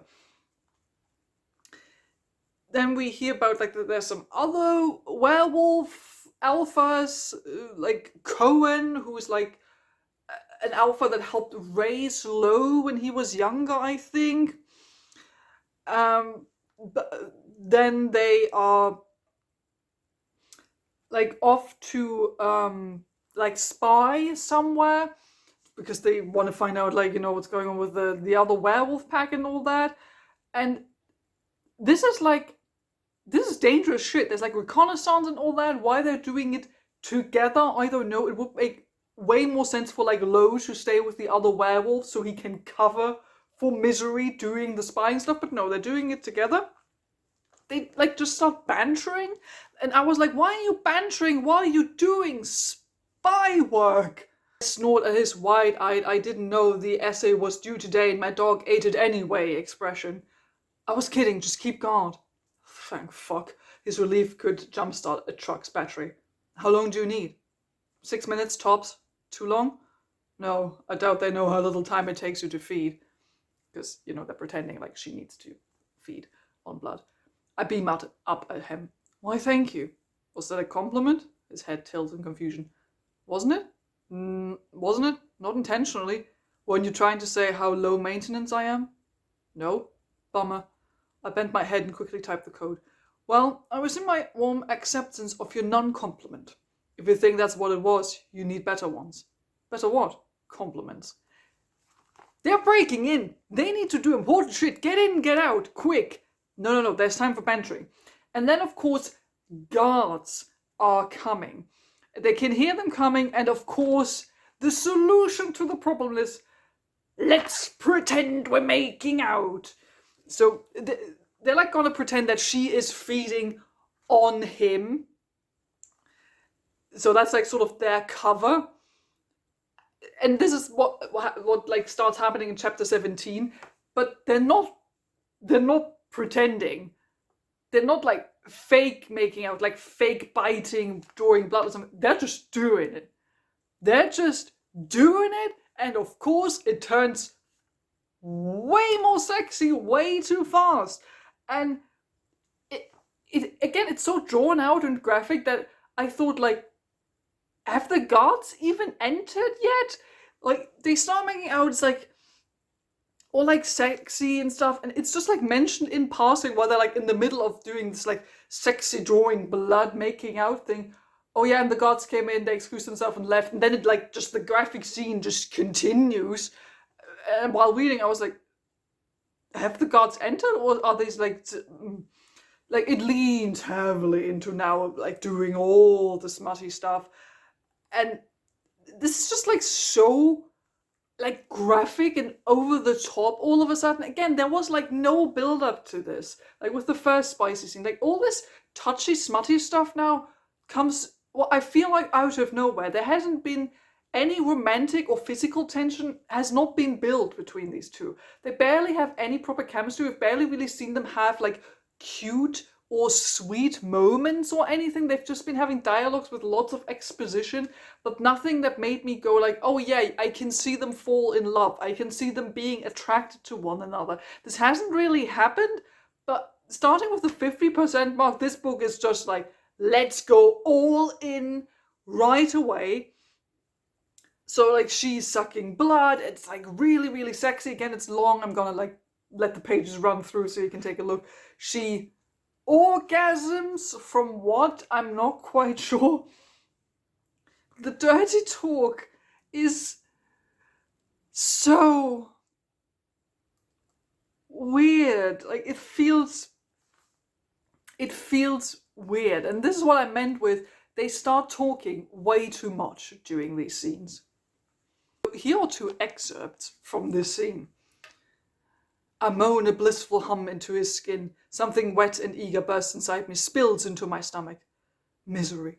Misery. He scoops my head deeper into his neck, bugs against me in a way that feels not wholly voluntary. Take all you need. I cling to him like if I dive, he let go, desperate for friction. My hips grind against his abs, seeking relief. And when the contact feels good, I need more blood, more low, more of the stretching, rocking, taut feeling, coasting inside me. I'm going to fuck. His voice is a thick, urgent rumble against my ear. You can tell that this is cringy. Misery. Let me. A stifled, filthy sound comes out of his throat. He's rock hard. And when he lifts me higher, fingertips press into my ass. I just like the word ass. It sounds funny. Trying to thrust against the perfect spot in me. I almost lose contact with his vein. Almost. I let out a plaintive, needy whimper even as I writhe against his cock. Normally, I like when they use the normal physiological words, but the word cock just sounds funny to me when I read these scenes. I don't know. I know, he murmurs, soothing, commanding. I know, be good, I'm going to. And they like keep going. And then, like after they're done, they're trying to like have a conversation and they're still doing like the sexy, smutty talk, which again still feels weird. We should probably discuss what to do when the next person barges in, come up with an action plan, but all I want is to be here. Cling to him. I could fuck you very nicely right now, he says into my ear. He sounds honest and a bit resigned. I almost did. I'm sorry, I never imagined it would lead to... I know. I'm just really... His lips move against my forehead, soft and warm. I've never felt like this. So, I guess it's a bit of a personal preference. I personally don't like it when they talk that much during smutty scenes, because I complain a lot about smut in these types of books. It's because the smut in these books mostly isn't that exciting. It's boring, and it's just described all the same way. But I do read smut. I read smutty fan fiction, so there is smut I like. And I just think it's weird when they like start doing this weird, overdone dirty talk the whole time. I'm like, why do you have time to talk? You're busy with other things. And I feel like when they do dirty talk, especially from Lowe's side, it feels weird because it feels out of character. Like, because this whole time, like normally he talks in a rather reserved, normal, calm guy kind of way. But like the dirty talk fits sort of character. He suddenly gets like all sweary and like super like dark and serious and possessive. And I get that this is like something people are into, but it feels weird when it's out of character. Like, you want to read the sex scenes for fun because you like the characters and their chemistry.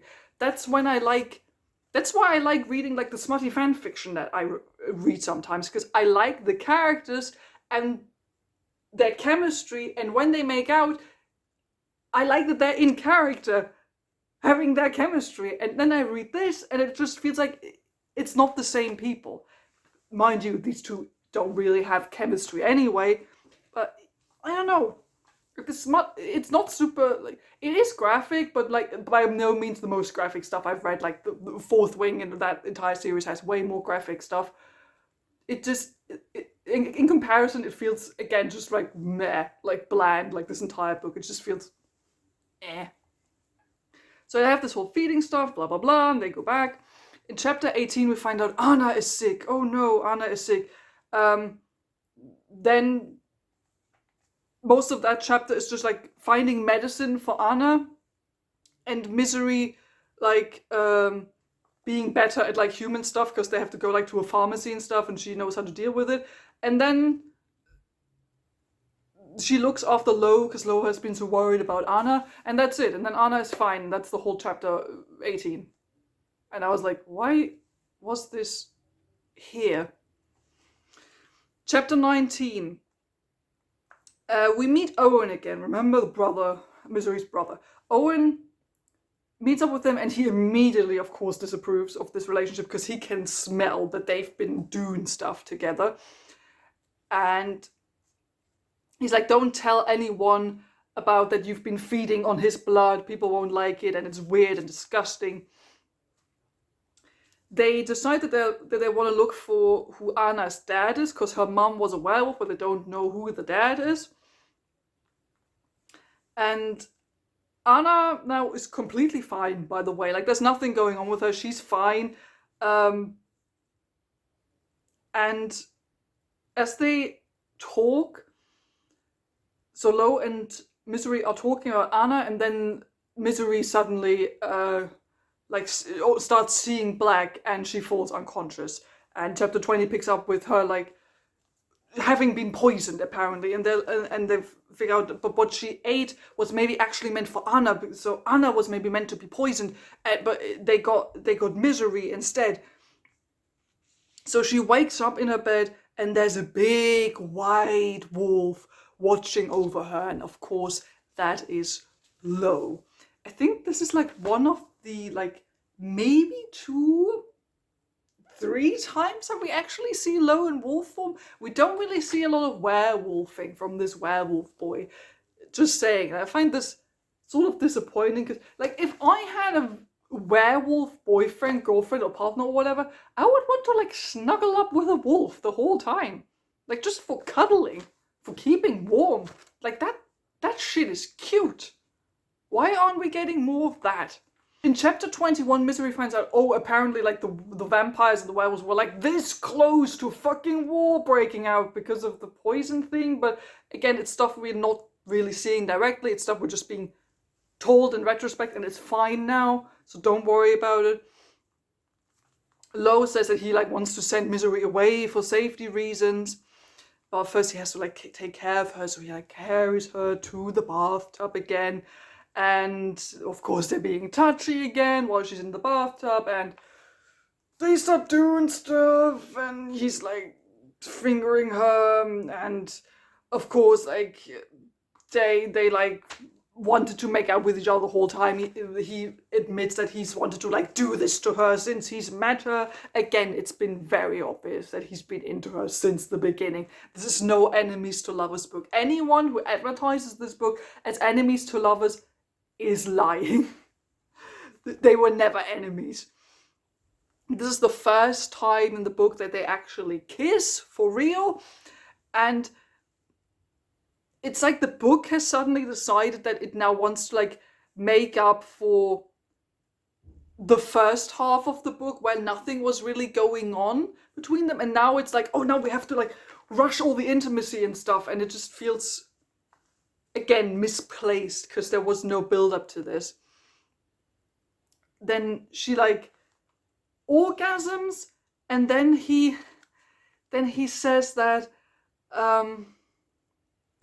that he needs to eat her out, which is apparently like he needs to, like it's a werewolf thing. We're not really expanding on that. I'm not kink shaming, it's just, again, it feels a bit weird how it's described. These intimacy scenes sometimes feel a bit weird how Ali Hazelwood is writing them.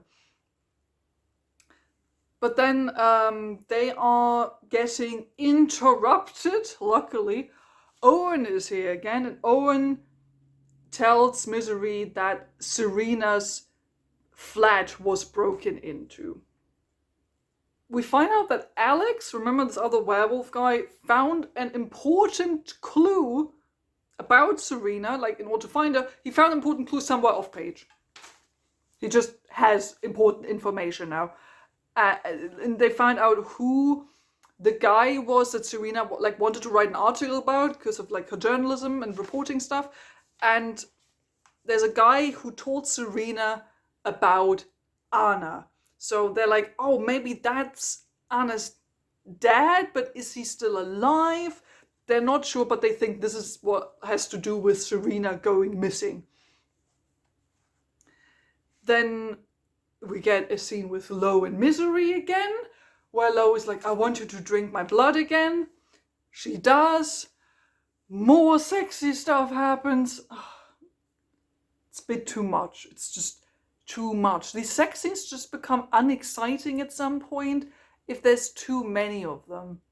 This is why this is a problem when the romance only decides to start romancing at 50% of the book.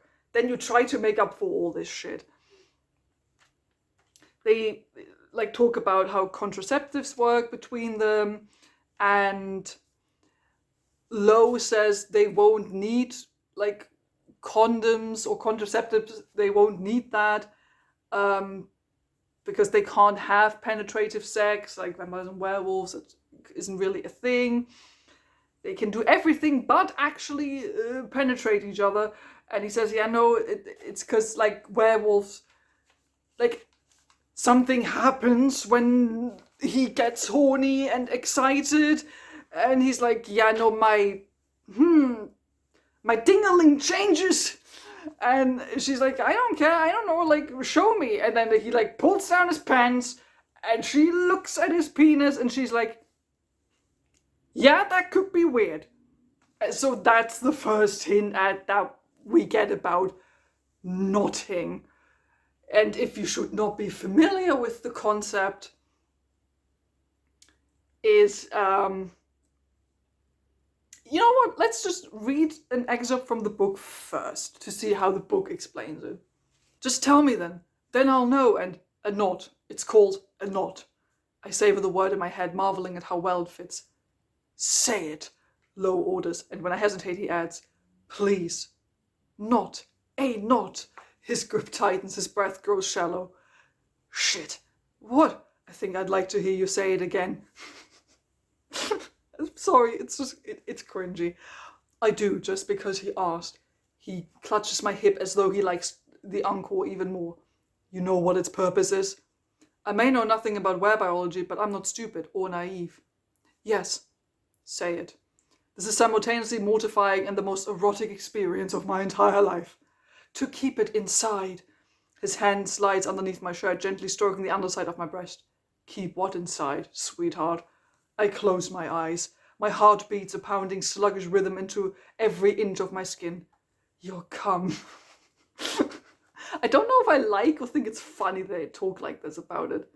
Like so directly and with, I don't know. His big body shudders for a moment, then rewards me with a nibble on the tip of my ear. You'd be okay with that? I nod. He groans. I'm not sure I'd be willing to risk hurting you. I wish I could see his face. You can stop if it hurts, if it doesn't work. What if I can't? You will. I know you will. Or I won't be able to, because I want it too much. His fingers move back down, skimming my underwear. So, yeah. So this is what this is. Basically, if the werewolves get too excited with all the sex stuff, their penis swells so it can stay inside to make sure that the semen goes in. That's it. That's like the only real element Ali Hazelwood took from Omegaverse fanfiction. I'm not a fan. I don't really read Omegaverse fanfiction. If you are in the fanfiction realm, you will have heard of it, even if you don't really read it. This is like the only thing Ali Hazelwood really takes from this. which is a bold choice to bring this into the mainstream, I guess. Also because this is like straight Omegaverse. I'm only really familiar with it in like a gay context. I've never really heard about it in like a heterosexual context. Maybe that's why this feels a little out of place. We'll come back to it at the very end of the book when they do the Devil's Tango. But this is them already hinting at what will happen at some point. In chapter 23, they meet with the human governor again. They say that they had Anna's dad killed. So that's that. They meet up with Owen again. And he has someone with him, a woman. And this woman is Lo's mate. Or at least who Misery thinks is Lo's mate. Chapter 24. Misery thinks that, for a second, she actually thinks that Lo might be using her to make his mate jealous. And I was, girl, are you for real? She's, after all this stuff she's doing with Lo, she still is unsure. Like, she still thinks he has a mate, and she is still like, does he really like me? And I'm like, woman, are you stupid? Oh God. So they have a conversation with Owen, and Owen reveals that he wants to take over their father's place, like their father's seat at the Vampire Council, because people are apparently dissatisfied with the father's rule. Again, the father doesn't have a name. It's weird. And it's very dangerous to like talk about this, you know, betrayal and all that, but like Owen wants to take his dad's seat. Then, at the end of the chapter, Misery slowly starts to think that Lo might be acting that way, like cold towards the other lady and warm towards Misery, because maybe the other lady isn't Lo's mate. And I was like, do you finally get it? Are we getting there? Misery. Are we finally getting there? Chapter 25. They drive, I don't even know, they drive to her place, like her place where Misery used to live. And then we find out that Lo actually just pretended that the other woman, Gabby, was his mate for like the whole collateral reasons. So she like would be safe and stuff, and Gabby actually also like volunteered to be collateral and all that. So this whole situation basically gets explained. And then of course they start making out again. They have the whole conversation again about the knot, what does it do, this explanation that we've just read. And then they finally have penetrative sex for the first time. And side note, but it's also something I always notice when I read sex scenes like this, there's like never, or very rarely, like foreplay or like preparation or anything like that. He like just touches her a little bit, then immediately puts it in. Of course, he has a gigantic penis. Doesn't need any preparation, I guess. So there's no extensive prep or anything. And when it's time for him to like orgasm and get the nod and everything, he like calls out in time. And now comes the one moment where I was actually actively angry at what was happening. Not out of confusion or anything, or because this was legit stupid. So they've just had penetrative sex for the first time. It's like this amazing experience for them. Also, by the way, Misery is a virgin, of course, before this happens. And of course, it's the most mind-blowing, amazing sex she's ever had, even though she doesn't have any comparison. And of course, she doesn't need any preparation. And it's weird that this would be like this when she's still a virgin, but doesn't matter. So mind-blowing sex, it's absolutely amazing. It's like clearly a really emotional experience for them. He, like, imagine they've just had sex. They're like sweaty, like he like came over her and like smears it over like her back and all that. And then she like looks at him and then like figures out that he likes her. And she's like, I know that I'm your mate. And it's okay because I love you too. This is fine. I understand. I'm your mate. This was the deal this whole time, right? And it's okay. And I love you. And she like tells him all these feelings that she's having. And she's figured it out that she's his mate. And he like just looks at her after this intense emotional and physical experience they've just had. And he just like flat out denies it. Like turns her down harshly. My heart cracks. The ground beneath my feet undulates as I come to terms with this version of Lo, who apparently would take things I told him about my past and use them against me. You. I shake my head, stupefied by how much his words hurt, even when they cannot be true. You're just trying to push me away. Tell me, I order, stubborn all of a sudden. I feel like a bumbling mess, not myself. Every instinct screams at me to retreat, but this is an unacceptable, obvious lie. Tell me that you're not in love with me, I challenge, that you don't want to be with me. He doesn't miss a beat. I'm sorry, he says, dispassionate, with a hint of condescension, some pity, sorrow. I think you're very attractive and I enjoy spending time with you. His voice almost breaks. I enjoyed fucking you, and I wish you the best, but he shakes his head. He like is unnecessarily cruel. The reason there isn't really one.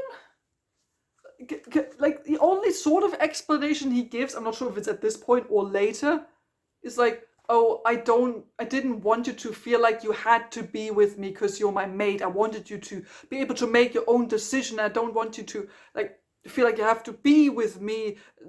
You could be used against me if people found out. And I'm like, this is so stupid. We don't get a greater detailed explanation beyond that. And he just like does this to her after, again, they just had penetrative sex for the first time. She's covered in his stuff. And she tells him about her feelings and that she understands. And he just like looks at her, denies it, is unnecessarily cruel to her. And it's like, yeah, no, like you're just imagining things and I liked sleeping with you, but what you're feeling, like, this is not a relationship, this is bullshit, I don't know what you were thinking. I was like, what the fuck is wrong with you? This was the only moment in this entire book where I was like, this is unnecessarily, stupidly cruel for no reason. Like, what the F? They still get together by the end, obviously, that's not a spoiler. But I would be like, this is... like, you'd be done if I think we can all agree, if someone did this to you, you'd be done with them. Like, fuck off. Like, low point for low. Pun fully intended. So, of course, the chapter after that, chapter 26, is just misery being sad. Misery being miserable. And Mick, like, giving her drugs and stuff. And then she, like, falls asleep. Doesn't know what's going on. And then in chapter 27, she wakes up from her sleep after being, like, drugged randomly by Mick. And she's suddenly with Serena. Serena is there. And they have, like, a big conversation. They, like, lots of catch up for, like, forever talk. We get an entire recap about her telling Serena what has happened with the whole werewolf marriage and stuff. The entire recap. No, this is not montage, even though it clearly should be. Then they trick the guard so they can like leave their prison cell, and they find out they're in the nest, the vampire HQ. And who's the big bad guy of it all? The shitty vampire father, of course. This is not really a big surprise now, is it? So they get caught by Vanya, so like second in command, and in chapter 28, they get brought to Misery's father. And then it's then the book acts like, oh no, Mick, the werewolf guy, oh no, Mick betrayed them. Mick betrayed Lo. He was like so close with Lo. And if you're now thinking, who the fuck is Mick? I haven't talked about him. You're correct. I don't know who this is. My note is the book acts like I know who Mick is and I don't. He's so non-relevant. He's a non-character. Like, because as it tends to be the problem with these types of romance books, everyone who's not the two main characters that fall in love is not important and is barely a character. So when Mick did this whole betrayal thing, I was like, who are you and why should I care? Then comes the big reveal about Serena. It is revealed that Serena is also half human and half werewolf. Bam, bam, bam. And that the father like goes on a giant ramble why he like kidnapped her, and it's a really stupid plan that clearly no one put any effort into like really write about. There's like so much like villain monologuing in this chapter, you just stop paying attention at some point. Then Lo turns up there as well. He's like handcuffed. They bring him in and they like use Misery against him. They like threaten Misery to go and get Anna, otherwise like something happens to Lo and all that. Because you know they figure out, is she actually like Lo's true mate? Because if she is, like, he would really care about her and all that. That's why she can be used as a weapon against him. And then, but Serena then like looks at Misery and is like, don't worry, I got this. And then it turns out Serena can shift into a werewolf.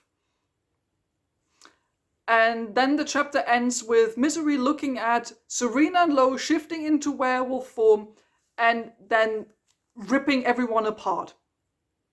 There's no detailed description of that. And chapter 29 starts with right after the action scene. Yeah. This book pulls a Twilight and teases the exciting action. And then it's like, yeah, no, but we're not going to read about that actually. That's not really happening for you, the reader. We just tease it. And then in the next chapter, we'll tell you about it after the fact. And I'm like, can you make it any more anticlimactic? Like, you had one job, Ali Hazelwood. You had one job. Give me one mildly interesting action scene about werewolf carnage and Misery going to town on her abusive dad as a vampire. And you couldn't even do that. The final confrontation was teased, was built up, and then we jump right past it. I just hate that these types of books try to juggle, like, yeah, we're doing a romance, and I understand it's mostly a romance, but also there's like some other stuff going on, and you want me to care about the other stuff too, right? I'm here for the romance, sure, but I'm also here for like the other stuff, because you wrote this second plot. You clearly want me to care for this too, but then you don't do anything with it. You don't commit to it. It's just like half-baked. And then you are given, like, you build up the opportunity to actually do something with it, and then you just ignore it. Like, then why put it even in there if you don't want to engage with it as a writer? It doesn't have to be like a 5 to 10 page extensive battle scene. But like a little bit would have been nice, as you know, for some like kind of conclusion, emotional fulfillment, or I don't know. This is like literally defeating Misery's emotionally abusive father who has concocted this whole stupid evil plan.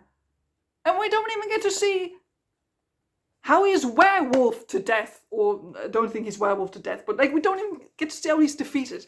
I hate that. I hate when that happens, because I want to get excited about these books, even if they're stupid. I still want them to be good. I still want to be there to be like, oh, now something cool happens, and then the book doesn't do it. Like, why? Why even bother writing this then? If you're not committing to it? Like, give me just a little bit. Ali, is that so much to ask? Apparently it is, because chapter 29, we skip right past the whole werewolf carnage, and we just sort of talk about it after the fact, while Misery is reminiscing about the fact that do werewolves lose their clothes or not when they shift? Did you think they transform with us? Sartorially? Alex leans against the handrail. He's sticking around for no reason other than to mock me. Or maybe he's genuinely interested. I cannot tell. All I know is I miss when he was terrified of me. You thought that the end result would be a wolf in a little sweater vest and a bow tie. Just to be clear, is that what you expected? I don't know what I expected, but Serena's top was all tattered and stuck around her neck, and I'm just saying that it was disturbing to watch a pink shirt dangle from her while her teeth sank into Vanya's throat. I rub my face with my palms, hoping to unsee the past 2 hours. When I look up again, Ludwig and Cal and another handful of seconds are walking down the hallway to Father's office. They stop in front of us, and we all know they were interrogating Mick. I wonder if it still looks like the Asta in there. Purple and green blood splattered all over the walls. The most gruesome of flowers, finger-painted by the world's creepiest child. Is she still talking about the clothes? Ludwig asks. It's so nice to be told about the exciting action after the fact. You got to love it, honestly. So, they interrogate the dad, the father, and the dad is all like, I would do it again any day. And Owen is just like, whatever, shut up. Then Lo and Owen and Misery did talk about like what should happen, because, obviously the dad is no longer in charge. There's like an empty seat at the Vampire Council and all that. And of course, Lo and Owen talk, and they say, oh, hey, maybe Misery should be part of the council. She would be good as a vampire leader, like member of the council. And you're like, what? No? Absolutely not. Misery hates the vampire world. She didn't grow up there. She was collateral. She grew up in the human world and then continued to live in the human world this entire time. She has no idea about vampire culture. She has no experience in dealing with politics of any kind. She was human raised, has no idea about the customs of the humans, or maybe the humans, but not of the vampires she's supposed to be in charge of. She's not shown any kind of quality that would qualify her to take a seat at the Vampire Council. And yet both Owen and Lo are like, oh, that would clearly be a good idea. Maybe you should do it. But luckily, Misery ends up saying no to that, and instead goes to talk with Serena, and they talk about why did you never tell me that you were half werewolf? And then, as this happens, Misery tries to defend her fantasy racism by being like, oh, those jokes I made about werewolves were just jokes. I'm like, what? I wasn't sure whether I was having delusions, and it felt like the precise type of thing that I should avoid thinking about and just pray would go away. And then, when I really started suspecting, well, for one, you guys hate wares, I gasped, mortally offended. I don't. You make jokes about them all the time. What jokes? Come on, they run after mail carriers, are obsessed with squirrels. There was that night we met that wet dog that stank so bad. It was a joke. I had never even smelled a were at the time. Yeah, well, she takes a deep breath. This felt someone tell me if I'm the only one that feels like this is weird. That Serena is yeah, well, I didn't tell you because of all your weird fantasy racist jokes about werewolves. And Misery is like, what? Me? Being a fantasy racist? They were just jokes, Serena. Calm the fuck down. I didn't even know any werewolves. How should I have known? You're like,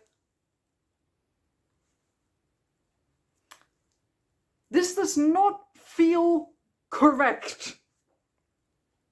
Just saying. And she excuses this not only like that, but also is like, yeah, but I don't have a problem with wares anymore. I can't have a problem with wares because I love a werewolf. And you're like, that's, again, doesn't feel quite correct. Well,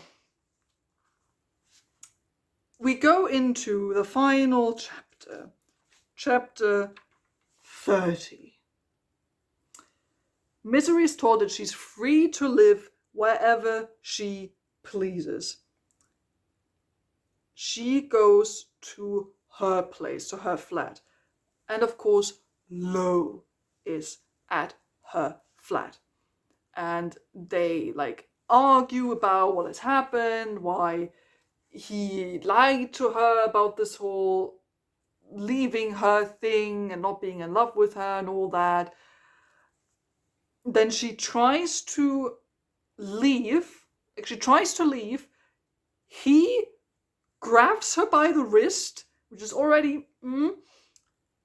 Then she actively tries to pull her arm away, tries to wriggle out of his grip, and he grabs her even more to keep her close. And I was like, not ideal. Just saying. Why they have this conversation? Again, I was like, why did he lie to her? Why? What was the reason? He went on about it, and he just says that he doesn't want her to live to love him because of his needs, because he feels like he needs her because she's his mate, but he doesn't want to force her into it. It's weird, especially because when they had this first breakup where he was like, oh no, this was not a real relationship and you're just imagining things and blah, blah, blah.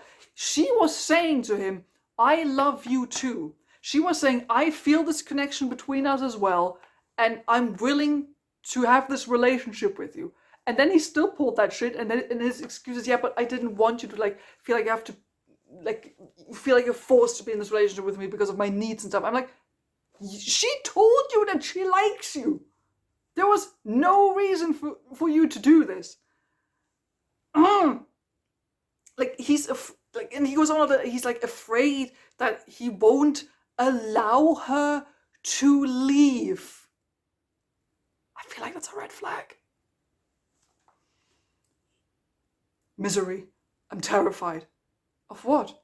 That there's no world, no scenario, no reality in which I'll gracefully allow you to leave me. That if I don't let you go now, 5 years, 5 months, 5 days down the line, I won't be able to. Every second I want you too much, and every second I'm on the verge of wanting you more. Every second is my last chance to do the decent thing, to let you live your life without taking up all of it. I understand that being possessive can be sexy, but I feel like these books always overdo it a bit too much. I don't know. But then, of course, they start making out. He overuses the word mate way too much. He's like, oh, you're my mate. I'm finally making out with my mate, and I'm finally putting it in my mate. And it's like, mate, shut the fuck up. That's what I was thinking.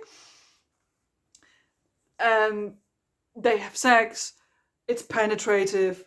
He says, misery, I want to live inside you, which sounds a bit creepy. And then the knotting thing happens, and they actually do it with the knot this time.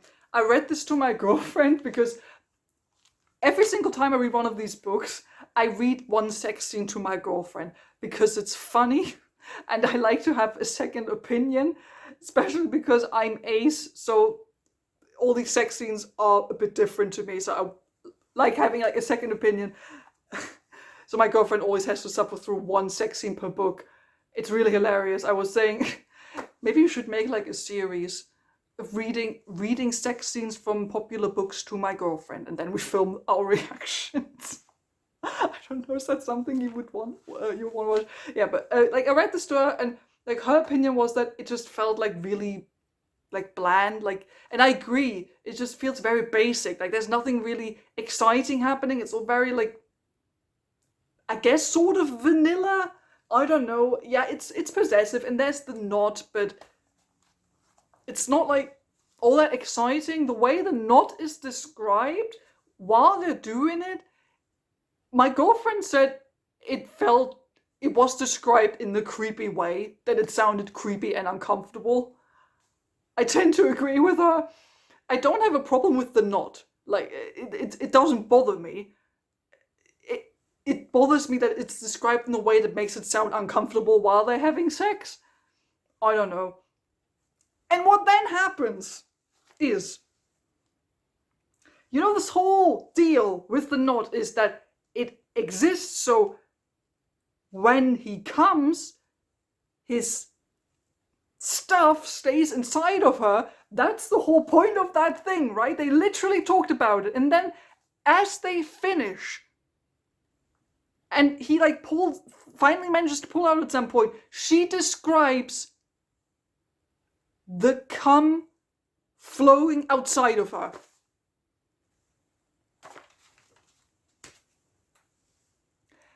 You had one job, Ali, you had one job with the understanding of knotting, and you didn't do it. They literally have a discussion about whether, oh yeah, this is used so we can make sure that the man can come inside the woman and it stays there. And then when they finally do it, the first thing Misery describes after they had sex is the semen coming outside of her. And I'm like, you didn't even do that right. Oh God. It's just, it feels pointless. The sex talk, again, also during the scene is very weird. Again, he says, I want to live inside you. I don't know, it doesn't really sound that appealing to me the way he says it. When they actually detach, it's also not quite clear. Because it's sort of like, after they're done, it fades to black, then the next scene starts. There's literally a cut, on the page, and then the next scene starts, where it's described that, it took 30 minutes to go back to normal, which to me read oh, okay, so it took 30 minutes for the penis to go back to normal, but apparently he pulled out earlier. I don't know. It was weird. So, she's detached already, I guess.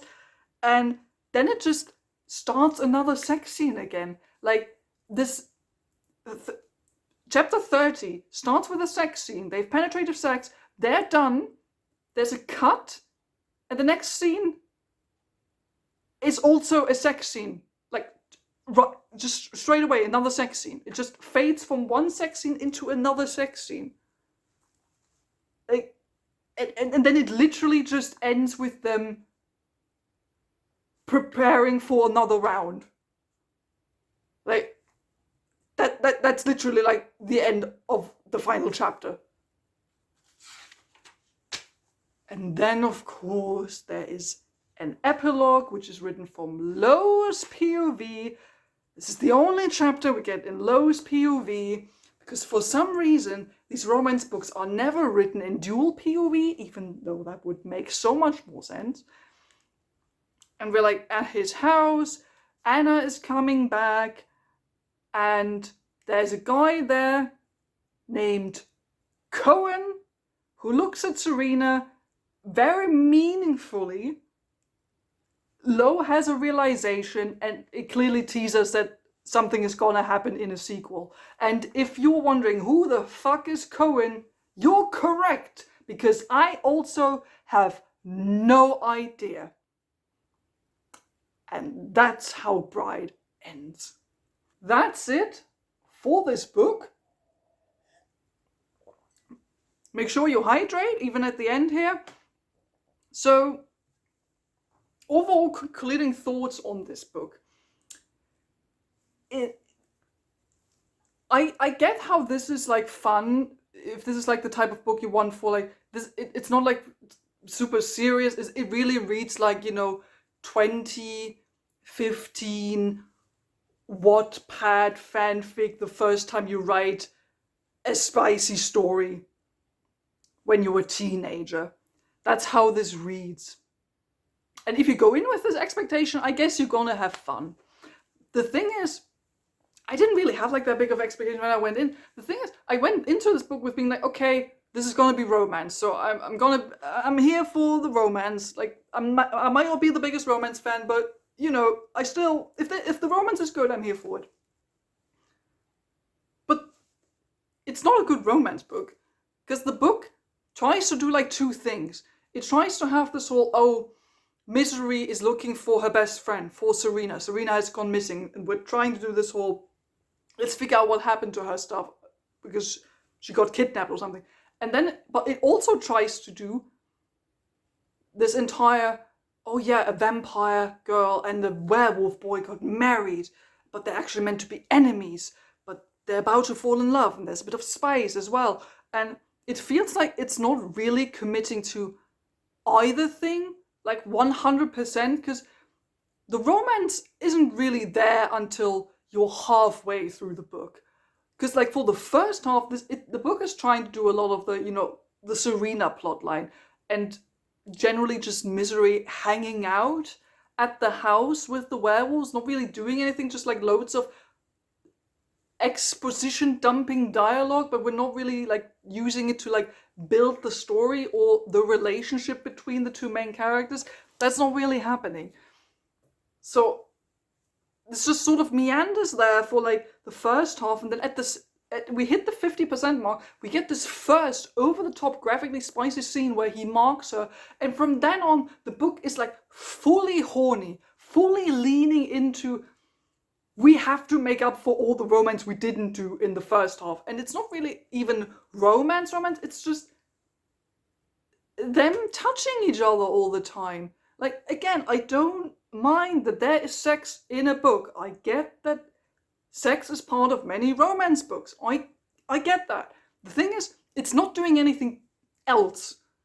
Like, there are no moments where it's like the two of them actually having like romantic moments, just like moments based on feeling stuff that makes me go, oh, that's actually really cute, like swoon-worthy stuff or something.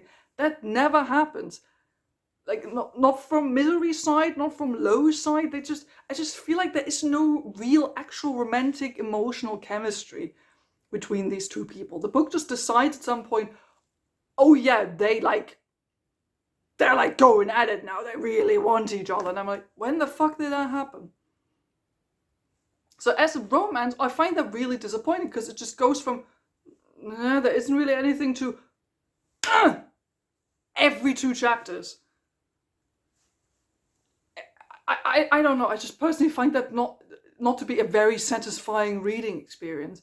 And then, of course, when all that kissy stuff happens, then the book forgets about all this like Serena bullshit that was actually going on. And then, of course, it just ends in a totally not surprising reveal of, oh yeah, the dad is the evil guy, and then we're not even gonna really bother to properly explain the plan. It's just like a lot of villain monologuing, and then we skip right past the final battle because we need to have sex.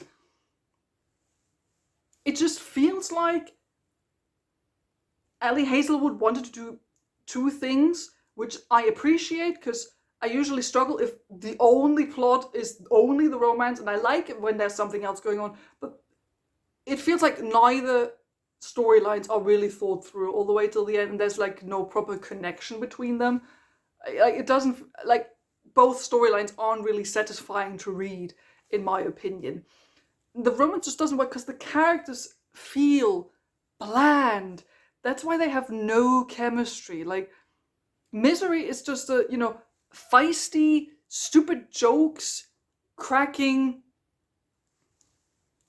woman who everyone pretends, again, is like, as in every other book, pretends like really smart, and she's like super cool and smart and intelligent, but actually she's like so stupid and doesn't connect like the very obvious dots that need to be connected, and it takes her so long to understand what the fuck Lo is actually feeling, even though the reader, since page 1, has been like, girl, he's feeling for you, and you're like, why don't you get it? Oh, you stupid.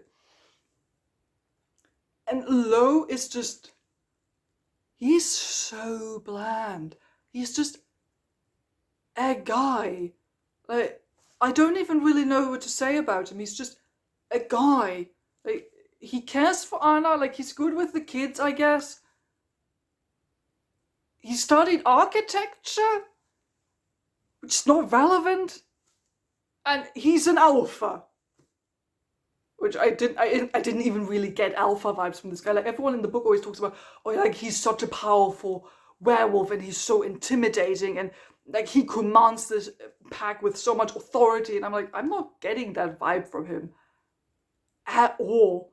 He's just like a calm, nice guy for most of the time until they have sex and the dirty talk starts happening and suddenly he's like all like super aggressive, super sweary, super dark, and it just feels out of character.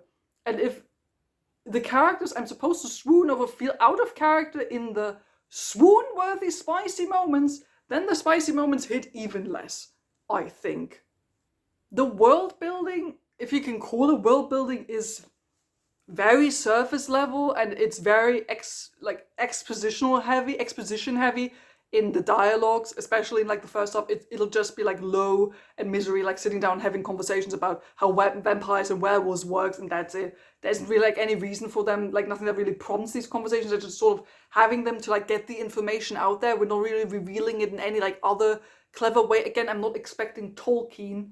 I'm just expecting to get the feeling that you put some effort and love into this when I read it. And there's like no creativity to it. Like again, the vampires are barely vampires. Like Misery drinks blood occasionally, and she has like one scene where she hypnotizes a guy. But there's no reason for her to really be a vampire. This is like not the only reason for her to be a vampire is so we can have vampires versus werewolves. That's it. But I feel like the book doesn't really want to engage with like vampire culture, so to speak. It engages more with werewolf culture. Like it talks a lot about werewolf stuff, which is good. That's better. Again, it's just this line of that everything is so surface level. Like there's no, like I said, there's no creativity. Like the city, the town that is called in the setting that's set, it is called the city. The vampire language is called the tongue. The vampire HQ is called the nest, and it's all so basic. And you're like, again, I don't expect Tolkien, but give me something at least, because the way this is presented to us is basically this doesn't really want to be a supernatural romance. This is just like a regular romance with, you know, computer stuff and spying on people and a mafia-esque, you know, group infighting where you're like, this doesn't have to be werewolves and vampires. Like it just feels like set dressing. You know what I mean? And if it only feels like set dressing, what is even the point? This is just, I can't even really go into a super lengthy rant anymore, because this is not terrible. I've read way worse on the channel, as you know. This is just bland. Like, this is not that exciting. I wouldn't really find this exciting as a fan of vampires and werewolves. And I like vampires and werewolves. I didn't really get anything for that. And as a romance fan, I feel like this doesn't really do that either, because it ignores the romance for half of the book and then just throws 10 sex scenes at you and is like, and now they're in love, look at that. This doesn't sound like a very satisfying reading experience, if you ask me. And at the end of the day, Bright deserves like, I don't know, maybe 2 stars. Like, if you can read this book if you really need like a low stakes, unexciting, very quick, easy Marvel movie-esque romance read, then it's good for that. But don't set any high expectations. Okay, that's basically it for me. I don't really have anything else to say. This was at least not as frustrating as the last book review we did on the channel, Onyx Storm. As for the next book review, if you head on over to the community tab, there will be a poll there where you can vote on the next book that you would like me to review on the channel. So make sure you hop on over there and take a vote on what you want to torture me with next. And of course, as always, if you have any thoughts and opinions on the book, if you've read the book or haven't read the book or are curious about or whatever, please put something down in the comments below. I always love hearing your opinions and thoughts on these reviews. And let's just chat down there. So put something down in the comment below. I'd love to hear from you. So that's it from me. Again, don't forget to hydrate and drink some water in this heat. Thank you so much for watching. Don't forget to like and subscribe if you haven't done already. And I'll see all of you very soon. Goodbye.